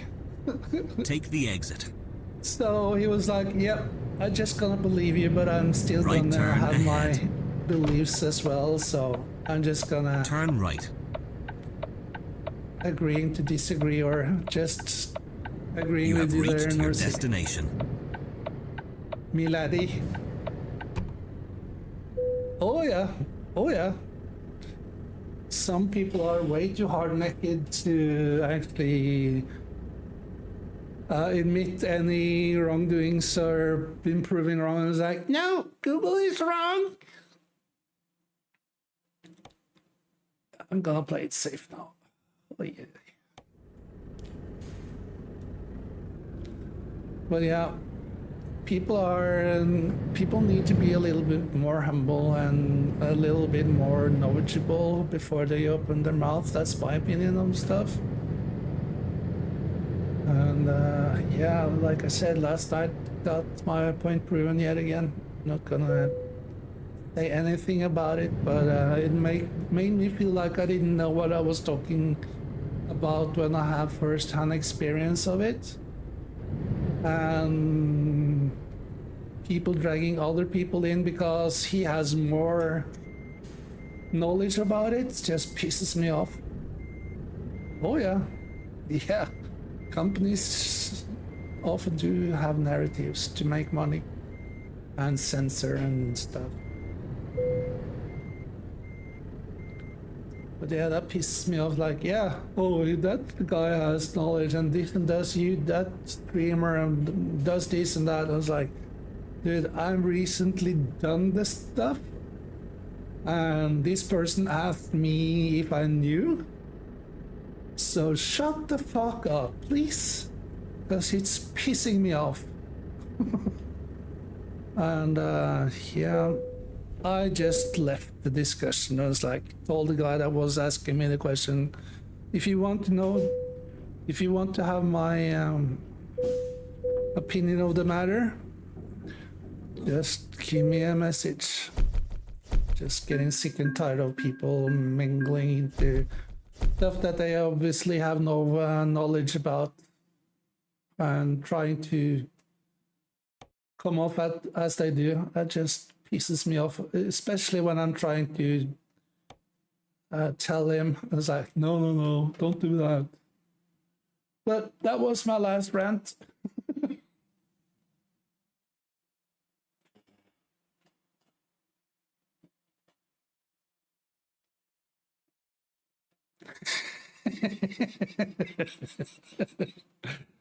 Yeah, but here's the final question there for Evil on my way out and ending the stream. Do people that are insane, do they know they are insane? Or do they think that we, all the rest of us, is the insane one and their reality is the one that's correct?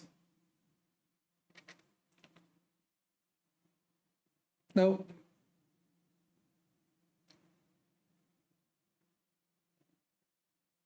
No, I don't know.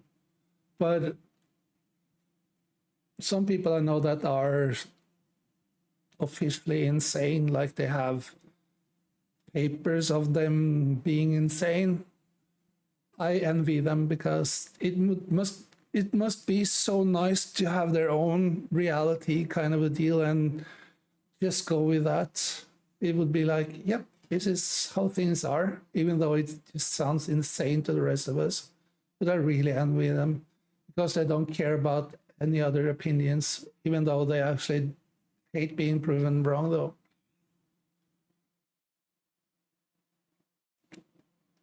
Yeah, yeah, exactly. Well, for Evil, it has been a hoot. Once again, it has been fun. And it's been fun driving this truck on promods in Norway on stream. And it has been a long stream. That's pretty cool as well.